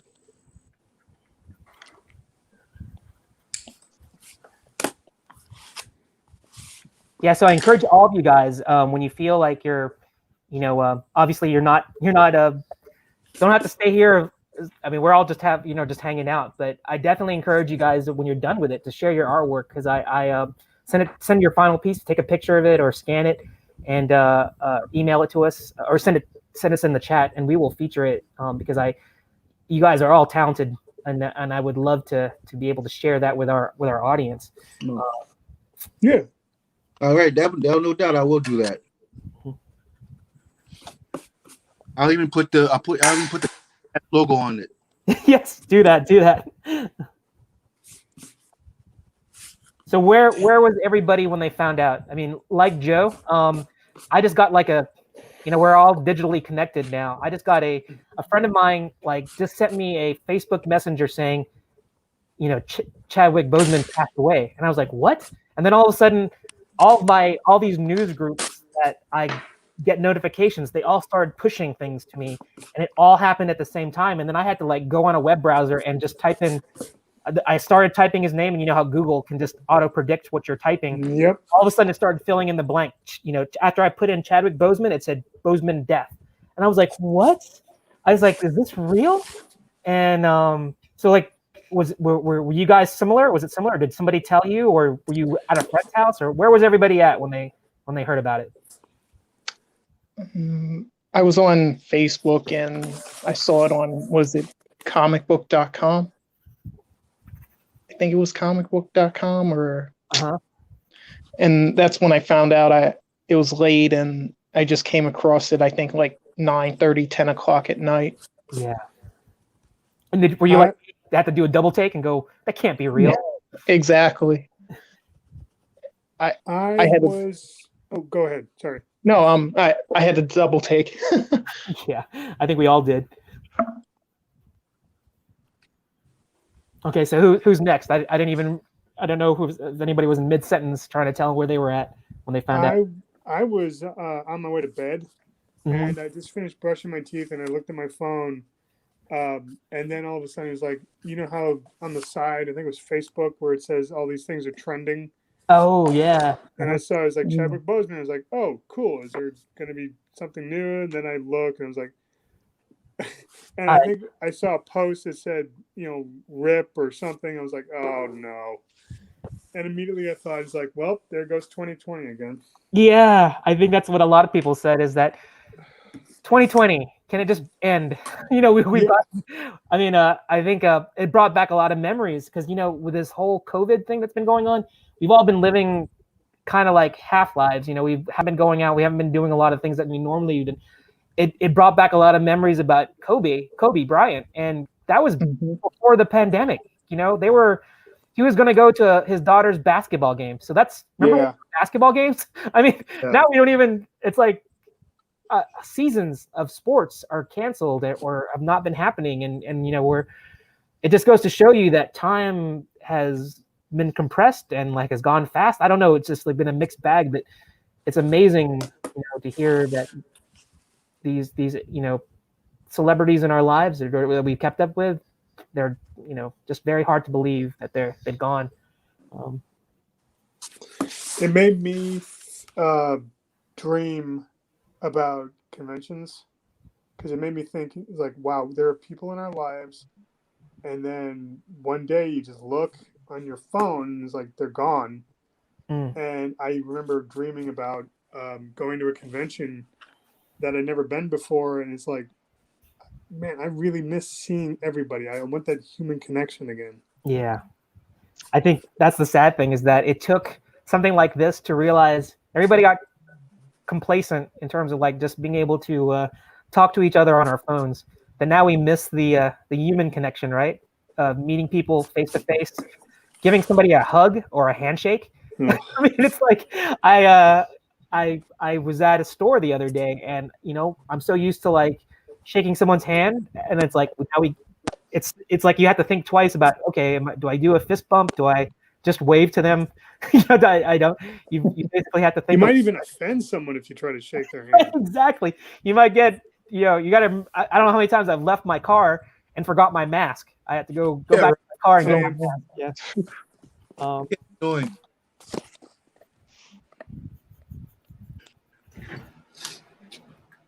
I think I'm ready. Like everyone else, to answer your previous question, it was just scrolling through the my social media and then the floodgate open of all the news coming in talking about Chadwick. That's what happened to me. I was just chilling late night, watching YouTube, and then when I saw the flooding doing on my cell phone, then all of a sudden I started seeing the channels start throwing out Chadwick passed away, stuff like that. I'm like, holy cow. Yeah. This can't be real. First off, thanks for letting me back in. I hit the wrong button. Sorry. No problem. I was telling Kyle before, I'm blurry from medication right now. It's just absolutely. Okay. We don't want to. No, it's okay. That's kind. No, I won't pass out. I'm just like, okay, hey, how you doing? It makes me feel weird. In school, I used to pay to feel like this, and I don't know why I did that. But anyway, two things. I'll answer the question of where I was, but first, you guys inspired me, so I got that going now. I don't know if you can see it. Oh, While I was waiting to get back. Look at this. Do Guys it. Do it.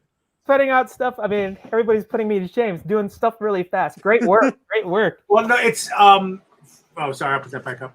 People ask me that all the time.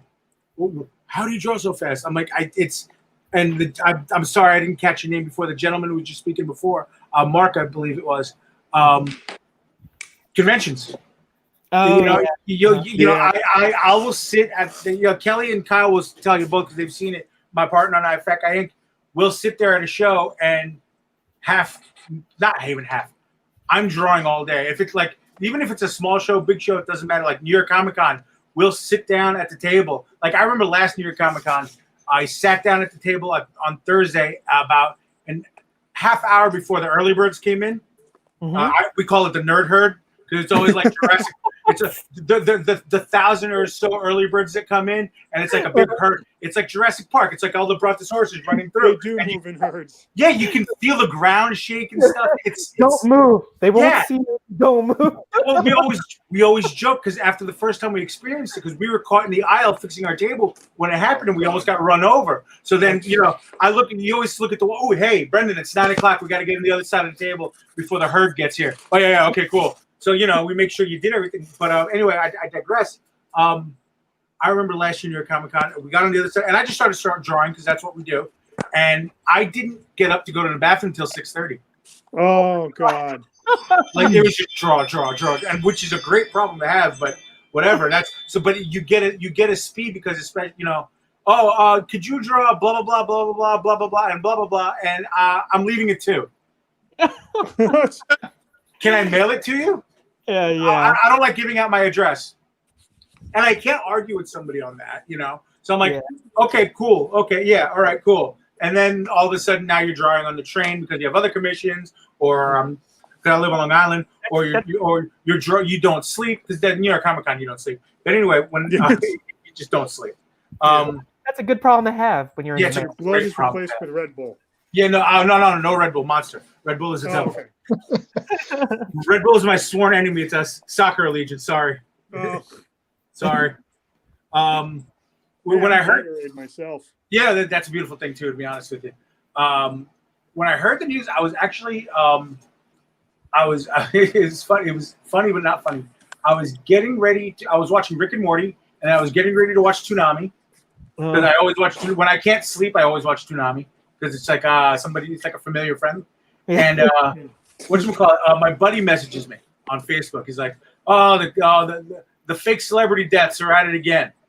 Yeah. I was thinking it was Sinbad all over again, right? What I thought it was a fake. He said it was a fake celebrity death, and he went. I'm sick with all the stuff that's going on in the world today. Why would they pick a guy like this? And I'm like, I'm looking at it. I'm like, wow. And then you always Google, like you said, you hit the Google, like my phone, you hit the Google, like guys our age say now. You hit the Google and you check it out, and you go, okay, well, there's another source. And then, like Kelly was saying, now everything starts blowing up. It's like, what the hell is going on? Yeah. It's like, whoa. He's not supposed to. Mm-hmm. This is whoa. I honestly didn't know he was 43. I thought he was in his 20s. Right. I thought he was much younger. He looks way younger. Yeah, I thought he was way younger. Damn it. He looked. And yeah, I thought it. So don't feel bad. And I was right there with you. And but I'm high. So what can you say? Oh. But I'm like, what is going on? Like, no, this is. And then instantly I'm like, well, did he have COVID? Was he? Oh yeah, I didn't even think that. I never thought that. I thought he had COVID, and I'm like, when did he get sick? He was just like, I actually just 2 days earlier YouTubed his Saturday Night Live bit because that potato salad answer still makes me laugh. Everybody was talking about that. I need to go look that up. He is brilliant. Uh-huh. But what destroys it is Keenan as Alex Trebek. Just the funniest thing I had ever. They just I don't know if they in rehearsals they got a chemistry, but the two of them had this amazing chemistry. Yeah. And he was 100% T'Challa. Just he was being T'Challa, and I mean, this speaks to him. He was being T'Challa, but he was being T'Challa and on Saturday Night Live. So and this is the marketing thing, and I'm sure he was just doing it having fun. But the cross marketing so smart. Now a person who had never heard of Black Panther, who wouldn't even dream of watching a comic book movie, now turn around and go, "Hey, that Panther guy is pretty funny on Saturday Night Live. Let's check out his movie." Billions of dollars. Yeah, I think that's funny how some people who hadn't, unless you lived under a rock, Right? Yeah. didn't watch it. And you watch Saturday Night Live, and I'm the opposite. I didn't even know he was on Saturday Night Live, so I'm gonna have to go back and watch him. I hadn't watched before his episode. I think the only other time I had on purpose went to watch Saturday Night Live was when either a pro wrestler was on it or Justin Timberlake, because I think he's funny. So that's it. But I'm a weirdo. So Hey, when Justin he goes Timberlake to and single Chadwick. ladies, that's gold. I love Justin Timberlake. I think he's great. Yeah. I think he's absolutely great. But I was talking about it with my sister earlier, and she says hi, Kelly, by the way, and Kyle. You because she didn't see Endgame. She's not a really big comic book fan. She's a cosplayer and stuff. And I'm not just tooting my horn as a proud big brother. Kelly and Kyle will help me out here. She's a pretty well-known and popular cosplayer here on the East Coast now. But she didn't go see Endgame in the theaters. Meanwhile, reverse it. No, she didn't. I had to go see Endgame because it was the Thursday before AwesomeCon last year. Awesome. So- in DC? In Awesome DC, Con? yeah, Oh. AwesomeCon. So we set up our table, and then we ran to the theater because there was no way we could do AwesomeCon without having seen the movie. And number one, I'm glad we did because I ended up drawing a really cool Captain America piece and I made prints of it and did really well. But that's not it. I think Chadwick had, in that movie, had maybe the second most visceral moments for all of us in a movie theater. First, there was three big ones in that movie. Obviously, when Cap says "Avengers Assemble," we all had that finally. That we were all proud comic book fans for a second though, because we got we all these years of buying books, we did it, yay! And everybody's gonna get mad at me, but when Cap caught Meow Meow, yes, I call it Meow Meow. Meow, meow. Sorry, I can't say it the other way. I'm sorry, I just can't, especially now. Off the hammer. I'm way too messed up right now. When he caught the hammer, honestly, it was like being at a sporting event. Right? Yeah. It was like my chair moved and everything. But it was cool. It was like I'm like really happy to have been a part of that. But when they came out of that circle, and he didn't say, "Yo, Cap, I'm here. Cap, I got you." The way Falcon would say, "I'm on your left." He just kind of looked at him with his eyes, those expressive eyes that he has, and just told him just that little glimpse of his eye. And I think this goes to how good of an actor he is. Yeah. He was, and how important he was. He just looked at him and said, "I got you. We're gonna be good." Mm-hmm. Oh yeah, I brought my arm. I have to say that was one of the things that we were talking about earlier. Is that I think that I thought when I watched him coming out of the portal there at that last pivotal scene you were talking about, I did notice he looked a little thinner, but I thought it was also because it's almost like they accentuated his forearm. Yeah, they all look thinner. Well, they made it look like he was more cat-like. Right. I thought that was the reason why, because if you look at it, it almost looked like his forearms were longer, and he had like bigger hands to make it look to accentuate him, the Panther qualities of his costume. But then, I do remember he looked thin, and now when we can kind of look back, knowing that he'd been fighting this for 4 years, that even then, I think that was already starting to tax his body, because if you watch the Black Panther, that sequence on the waterfall when he was like. When he was bare chested and had the war paints on him, and you could just see like that was he was just like that beast that when he fought Killmonger, or when he was fighting to be the king, and that it's bad when you think back in time and you go, wow, what was he thinking at that time period, because he was already battling cancer at that moment. So yeah, it's take it a couple steps behind that. His first appearance. Okay, he gets the role. Mm-hmm. Now he does his first appearance. Now he looks like he did a lot of his own action stuff. Oh, I think he did. I think he did, right? Yeah. Unless it was CG and it was like you know, Well, no, they showed parts of where they, you know, the green screen stuff with him and Chris Evans falling into the street and stuff like that, and it was him. And I'm like, and Chris Evans, I don't know if anybody's ever seen, not Chris Evans from Losers or even Chris Evans from Fantastic Four. Chris Evans as like, not even first Captain America. Chris Evans is deep in. I've been Captain America for 8 years. Captain America's Chris Evans is jacked. Oh yeah, he is jacked. Well, I think he got in the More- first Avenger. He was No, he was big, but everybody else was really small in that movie. But he, you know, but I think he realized when he had to get up and stand next to Hemsworth, he's like, oh, okay, yeah, all right, I'm gonna have to. Okay, we have to kick up the keto a little bit. This is gonna be a little because Hemsworth is another massive human being. Well, and that's so funny that you mentioned that because Joe and I were talking about Hemsworth last night, and we were talking about another movie that has nothing to do with Chadwick, but it's just we were just talking about nerd stuff. But you guys remember King Arthur, the Yes. Oh, yeah. Antoine Fuqua movie version with Clive Owen, and it had Mads Mikkelsen, who is like the samurai. Mads Mikkelsen needs to be Dr. Doom right now. He was Yes. okay, but this is the thing that Joe brought up.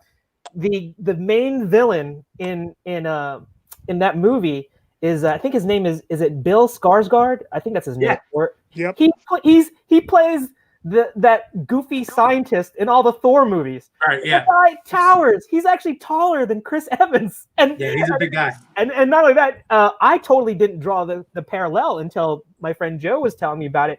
And you know, in that movie in King Arthur, he has he has that thick, you know, braided beard. He wields this big axe or this huge sword, and you know, he's brutal. And then you see him as this goofy scientist, and he's up against, you know, Chris Hemsworth is supposed to be this massive, you know, demigod, and then you have Bill Skarsgård. And I just thought I'd never equated the two together until we were talking about it last night. He's in so much too. Mm-hmm. Like he's in so many movies. It's he was the bad guy in Girl with Dragon Tattoo. That's right. What? I have not seen that movie. I have to like check that out. He was a bad guy in Girl with Dragon Tattoo. I mean, I just ruined it for you guys then. But Why was it in that movie? Was it like completely hidden? Like you didn't know who the bad guy was? It was like a big reveal. it wasn't a big. I mean, it was. Once you put two and two together, it was pretty. It wasn't, you know, I see dead people or anything like that. It wasn't a Kaiser Soze moment, but I definitely did give it away a little. That was a Kaiser Soze. Yeah, Kaiser Soze. That is one of the biggest curveballs in cinematic history. There. I adore that movie. Yeah. Did you know that like during the was it the scene where they're all standing in line? One of the actors actually broke wind, and that's why everybody was cracking up because of how foul it smelled.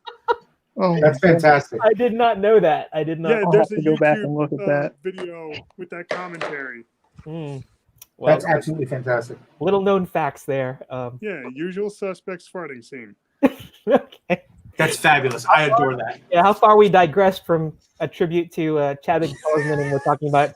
Yeah, but he'd be laughing with us right now, I bet. Yeah. I think so too. I think Because that's funny. I mean, let's be honest. You know what? Fart humor is good.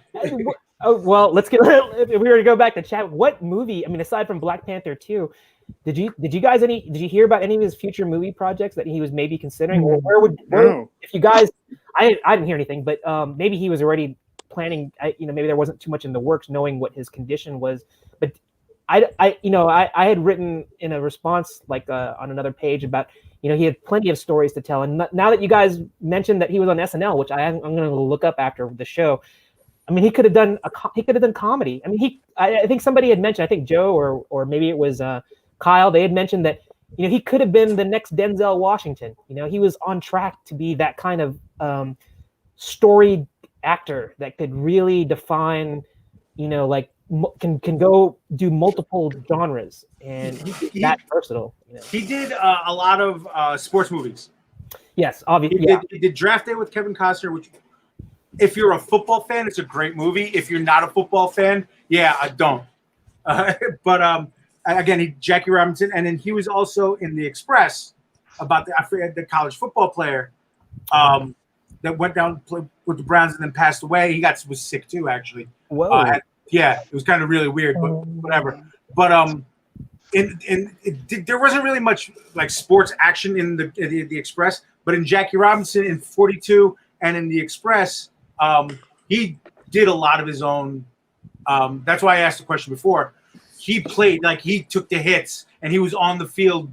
It was him getting tackled or him running the bases if you know anything about the Jackie Robinson story, he got beat up on the base paths by other players and stuff like that. So a lot of the physicality was him, but a lot of these movies, if you really, I pulled up a lot of the other movies. You look at a lot of his movies. Yes, he could play funny, and yes, he could play serious, and yes, he could play the athlete, and yes, he could be the king of Wakanda. But I think his thing was not his thing, but he played to his strengths, but he also wanted to bring to light stories of his community, and then not tell them in a way where he's still storytelling and it's this great story and things like that. But hey, just so everybody knows, this happened and this is the way it happened, and let me tell you about it real quick. Just hey, I'm your buddy. Let's go have a beer, and let me tell you this story about what happened to this amazing guy who got drafted to the Cleveland Browns and then passed away. Or let me tell you this great story about Jackie Robinson. Like, you don't know the whole truth, and about the things that Jackie heard and the things that Jackie's wife had to take, and the fact that during the offseason he had to go sell appliances at Woolworths or whatever it was. Yeah, Major League Baseball players back then didn't make millions of dollars like the clowns that do now. Sorry, Bryce Harper. Tell us how you really feel. Bryce Harper and Manny Machado bother me. But anyway, so guys like Jackie Robinson and Pee Wee Reese and all these guys during the offseason would stay in the neighborhood and work jobs. Yeah. Which is just bananas. But a lot of people, didn't know that. And then that was, part of that film and things like that. So I think those are the things that Chadwick really, I think he was really smart about the roles he chose, because I think he chose roles where he could tell a story, where he could educate all of us, but still, you could still see how this incredibly energetic, charming, I wanted to say young man, but he's 3 years younger than me. This incredibly charming and entertaining man was, where he can, really entrap you with his charm, but then tell you a really good story. And that's, I think that speaks volumes on him. I agree. I think that I think the world has lost a gem. The guy embodied a lot of the things that I think we all wish that actors or celebrities, or I don't know, just people I don't think we ever want to put anybody on a pedestal, but just be a genuinely nice person. And I think that's what he was. And he didn't have to try at it. It's just, that's the way the more videos that I've watched of him off screen, he had a certain casual nature about him that I think Joe said something about. He's like one of the guys I don't drink, but if I did, he'd be the guy that you want to have a beer with. He's not a pretentious bone in his body. Very, very humble, and I think that we wish that there were more people like him. You know who he reminds me of? Who does Chadwick remind you of? Yeah. Yeah. Let me. Robin Williams. Robin Williams. Yeah. And that was very another genuine. Could do comedy, but also was like he could move you to tears with dramatic performances. You are so right. And the thing about Robin Williams that I think that a lot of people were just shocked about him too is that he was dealing with was it depression? He had depression and a couple other things, and then there was a degenerative disease that he just gotten diagnosed with. Right, and I think that was the things that that shocked it, and I guess maybe that's kind of the gift of actors, is that they can put on a face, and you would not know what kind of inner struggles that they were dealing with, because that's their talent. And with I think I'd seen a dramatic role. One of my favorite movies that Robin Williams did that was not comedy was What Dreams May Come. I don't know if you guys watched. Yeah. That was just a visual feast in terms of like it was so vibrant, it was so colorful, and it had such a I mean, the story was a little bit dark. You know, he's going to try and save the soul of his wife because of she committed this. I mean, she killed herself, and I think that was, but the backdrop that the producers and the visual artists and creative, what they created in this world that he's going into to rescue his wife. Amazing. And maybe it's like I haven't watched it in a while, and it's like sometimes in your mind as time goes by, you think that the movie is so much better because you have it in your head in terms of that. I'm sure, I hope it holds up. It's kind of like I think Pete, you can agree with me as we're older. We like watched all these movies when we were in the 80s, and we're like, man, those movies were awesome when we were little kids, and then we go watch them again, and then it's like, not exactly. Most of them, yeah. Some of them, on the other, like I just saw Goonies on TV the other day. Goonies stands the test of time. I heard somebody, they want an American remake. No, don't you dare. Goonies is perfect. There is no kids adventure movie. Goonies is perfect. That has ever topped Goonies. I can't think of any kids adventure movie. I think the Never-Ending Story could do a remake. Right, yeah, that's fine. I'm fine with that. Real quick, before I forget, you had said something about you were talking about Robin Williams. I remember reading just a couple months ago that there was, like you said, things you don't know about these actors, and it brings up another thing. Robin Williams had a thing in all his contracts once he got really, really big. Mm-hmm. I guess it was after like Moscow. I'm really dating myself. After Moscow and the Hudson and stuff like that, when he started doing really big movies. Yeah, I just dated this shit. I don't even know what that movie. Yeah, that's actually a super good movie. Moscow and the Hudson is a super good movie. He's a Russian trumpet player in the Russian circus, and then he defects to America. Okay. Yeah. Yeah, I'm gonna have to look that up. It's phenomenal. But anyway, he had a thing in his contract for any film that he did that the production company, wherever they were, especially if they were on location or something, would have to hire a percentage of the homeless people. The local population. Yeah, the local population. Awesome. So that they could, have something, and set it up and whatever. And I'm like, wow, it's like when I read, this was a few years ago when he retired, I had read that Shaquille O'Neal, and doesn't tell anybody, doesn't bring a camera crew, just did it, and then it came out, but he still does it. And when they still existed, he would go around and with semi trucks and empty out Toys R Us's, and then go to homeless shelters and stuff like that to with the guys. Yeah. And go to homeless shelters and stuff, and just like, Santa Shack is here. What's going on? Okay, you get this, you get that, you get the, taking care of the kids. Shaquille O'Neal is another stand-up guy. I mean, the guy is. I hear stories like this is a new story about him. He is, and the thing in retirement, he was this way when he was a celebrity. Right. Yeah. But even more so, it's like you hear stories about his generosity, and it's sad that we don't hear more of those things. Because I'm glad. I'm kind of glad because then what happens is because you have two kinds of people. Well, three really. You have people who don't do anything. Okay, that's your thing. Cool. And I'm not judging anybody. Okay, I'm not judging anybody who doesn't do anything. It's I'll judge the people who do something, but they need to have a camera in front of them. Oh, look, I'm giving this to this foundation. Look at how wonderfully charitable I am. No, you're not. You're doing that for publicity. Get out. Leave. You're hurting more than you're helping. Meanwhile, the guy who you didn't know until years after he passed away, Robin Williams, that he did that for the homeless, or perfect. Another one. I didn't know if anybody saw it, but we found out he had the picture taken down. I didn't know John Bon Jovi owned restaurants, and then apparently his restaurant. He had restaurant chain. Pandemic. I mean, my job. I've worked at restaurants for 30 years. My restaurant closed because of COVID. So whatever. But John Bon Jovi, that's all right. It's whatever. It is what it is. More time to draw. But apparently, they were having some labor problems in one of his stores. So he said, okay, cool, no problem.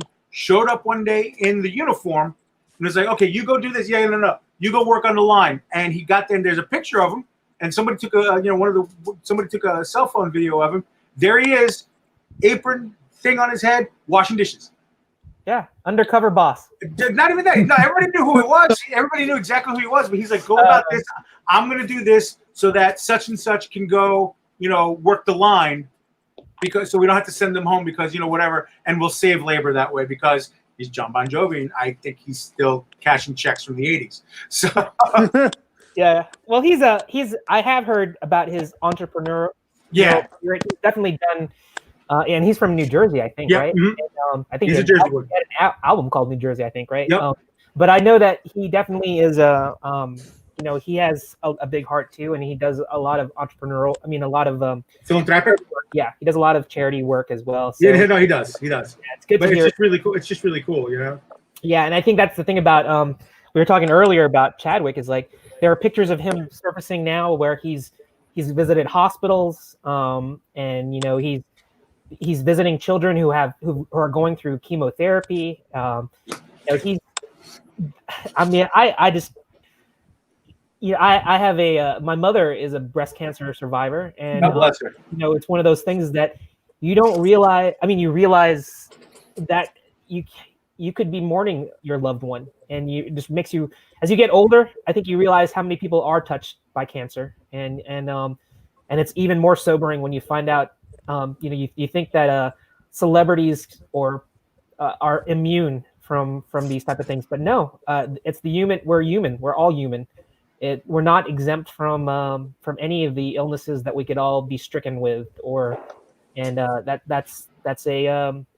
that's a sobering fact. But I think that if you can make the most of your life, the time that you are on this earth, and do something good with it, and I think that's what we're all realizing. Chadwick did a lot of good in the time that he was here. Pete, he's closer to our age, so it makes me kind of realize I got to get on the ball. You're right. Right. It's like I gotta be a better person. I have been wasting my time. Like I mean, gosh,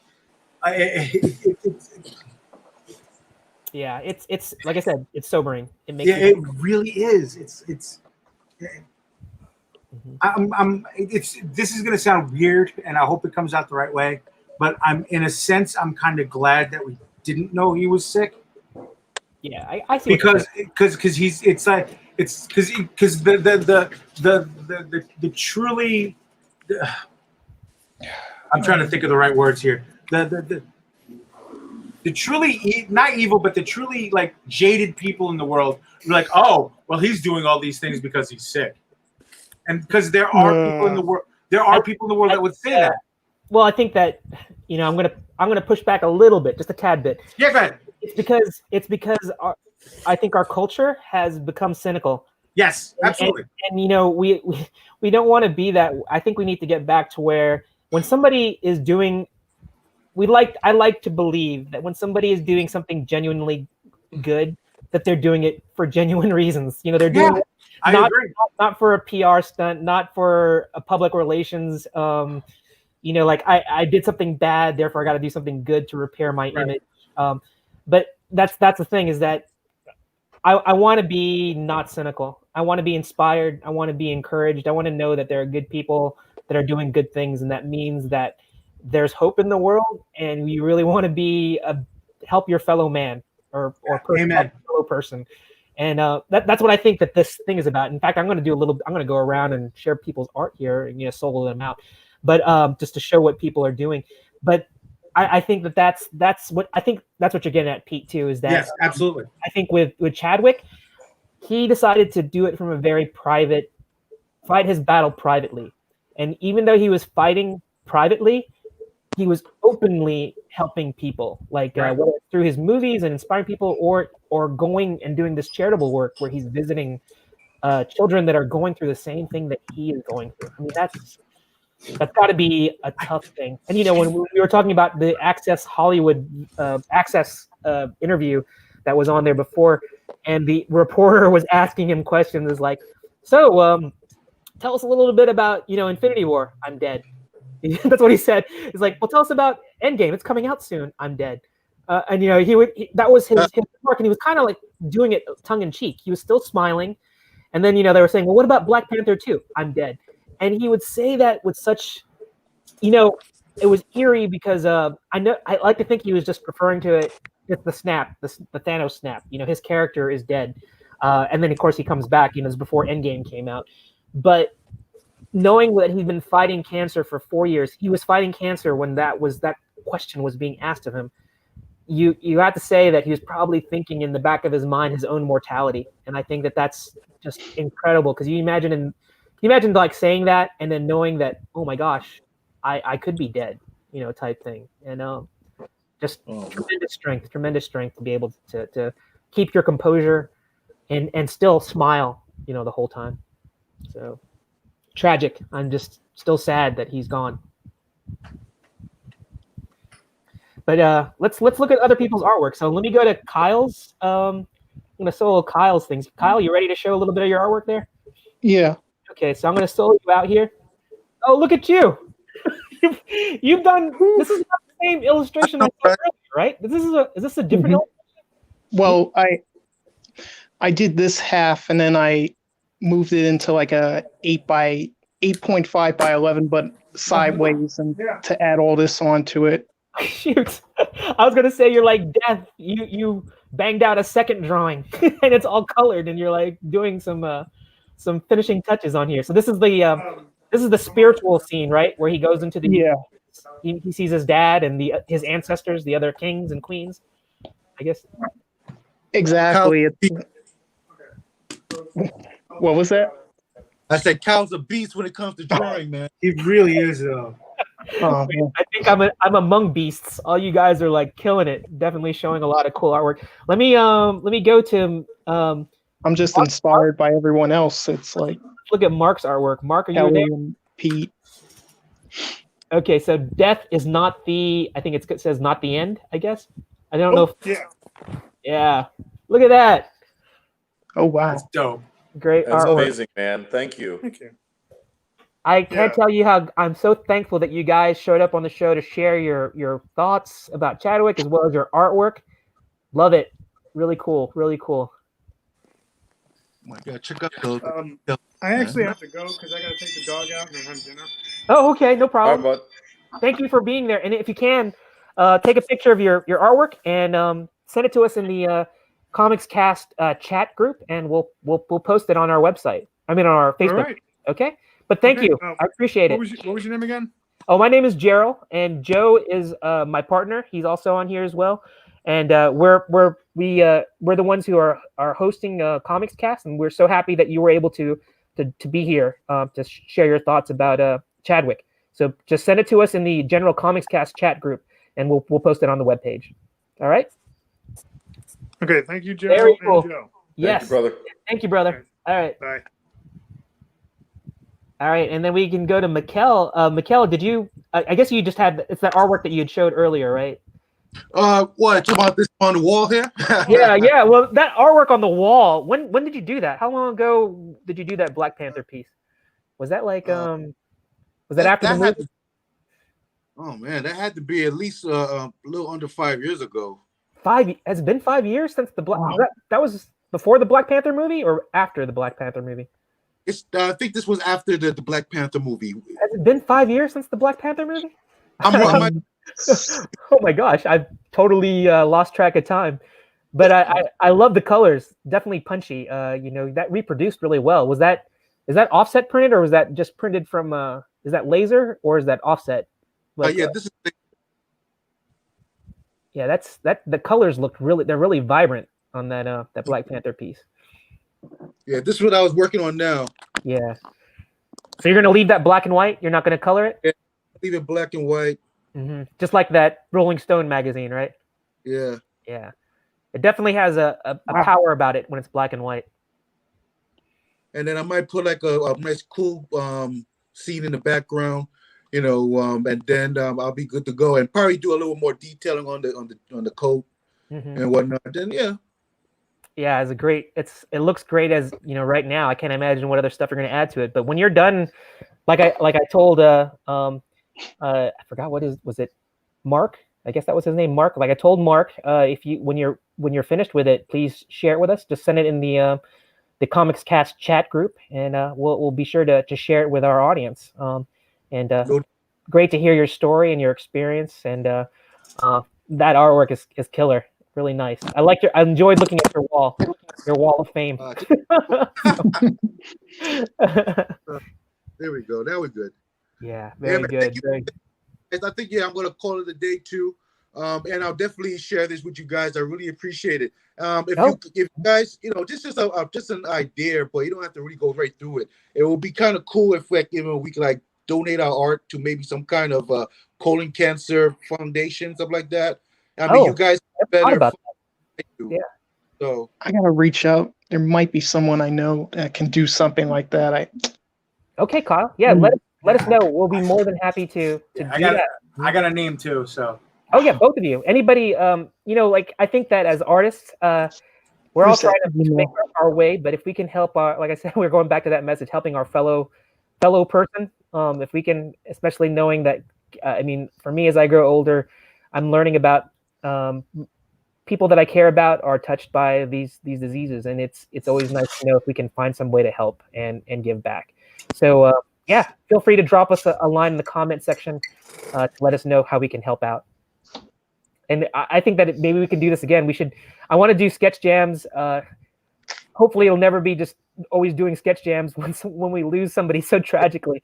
We need to do sketch jams where we can, this is another blessing. Celebrating. I'm going to tell you that this is another blessing. I wouldn't have met all of you guys if, we got to look for the positivity in the negative. And, we lost somebody that was an inspiration to us all, but I got to meet you guys and we all got to share artwork and do our own little bit of tribute to a really phenomenal actor. So, and you know what? I just looked at the time. We are pushing 2 hours and 20 minutes. So Yeah, I think this might be a good time. Shortly, Yeah. I think it's probably a good time maybe to call it a day for here. But you guys made it a Flash success. that at you guys real quick. Oh yes. Oh yeah, let's focus. Let me pull up Pete. I'm trying to get the light. Here we go. Oh my God, G. What? So Pete did this just I don't know, he did this with his left hand just while talking to us, Exactly. Pete, I like to do portraits. Sorry. Yeah. Good. You know what? Maybe I'll see you at cons because I live in Northern Virginia. When you mentioned Awesome Con, I'm gonna have to look you up. That guy Incorporated. Okay. Yep. And I go to New York Comic Con too, so I will. We would have been there. Look, once you see the Instagram and the Twitter there, once you follow me there, and cons happen again, I don't shut up when we have an appearance. Okay. Well, maybe I'll get. We did 45 shows last year, so. Wow. Do you have like a unlimited travel budget? I mean, that's amazing. No, I had a good group of friends who do a lot of shows too, and we carpool. Okay. Well, even table costs. Honestly, you factor it into your you factor it into your ratio, and I'll be quick. You factor it into the ratio, and a lot of the shows were local here by home, right? Where you could sleep in your own bed, and that kind of you just drive to the show and come back. Yeah, right. And then even like something like Awesome Con in DC, there was 8 of us in the Airbnb. So it wasn't that bad. Baltimore Comic Con, there was 6 of us. Baltimore, there was 6 of us in one hotel room. Well, you know what? I will. I'll look you up. I'm gonna friend all of you guys so we can all keep in touch. I want to know where you're all going, and I want to see more of your artwork. And maybe if you'd like to, you can be on. We can feature you on Comics Cast on one of our shows. So, thank you. I'm gonna. Joe, did you want to say anything else before? Actually, let me solo your art. Let's look at what Joe did. And I was looking at it too. Look, see, Joe is pretty fast himself. Look at these. Fully inked, and it's like this is 11 by 17, or is this bigger than that? This is. Jeez. That's from years of being in artist alleys, just killing things, just look at murdering things. That's all. Wow. It still needs to be cleaned up a little bit, but it's there. It's there. I can. First off, that's really crazy, but I can tell Joe gets an idea of his head, and then muscle memory just takes it over, and then it's finished, and he wakes up and goes, "What happened? Wait, what?" Especially that anatomy. It's like, goes into like this trance state where. Yeah, no, that's just natural, God-given, amazing talent and skill. It is a tremendous skill, and that's why I constantly ask Joe for. I'm inspired by his artwork, and I definitely learn from seeing the stuff that he's putting out. So, yeah, go ahead, Joe. I was, I like the idea of possibly donating to a charity. We obviously have a charity already that we're partnered with, so we would have to think about that before we send it off to anybody else. Yes. I wanted to just give these away to anybody who just passionately loved Black Panther and was emotionally impacted by his passing and Chadwick and just so these two are just, if we want to end up doing a charity, cool. If not, these are up for anybody who wants them. Either one of these, I'll just put them in and mail them off as soon as you message me and ask. Okay, so that being said, whoever's watching, first person that wants Joe's artwork, just you can personal message him, DM him, or if you want to, you can put it in the Comics Cast chat message, and he'll be happy to send that out. It better not show up on eBay. Oh my God.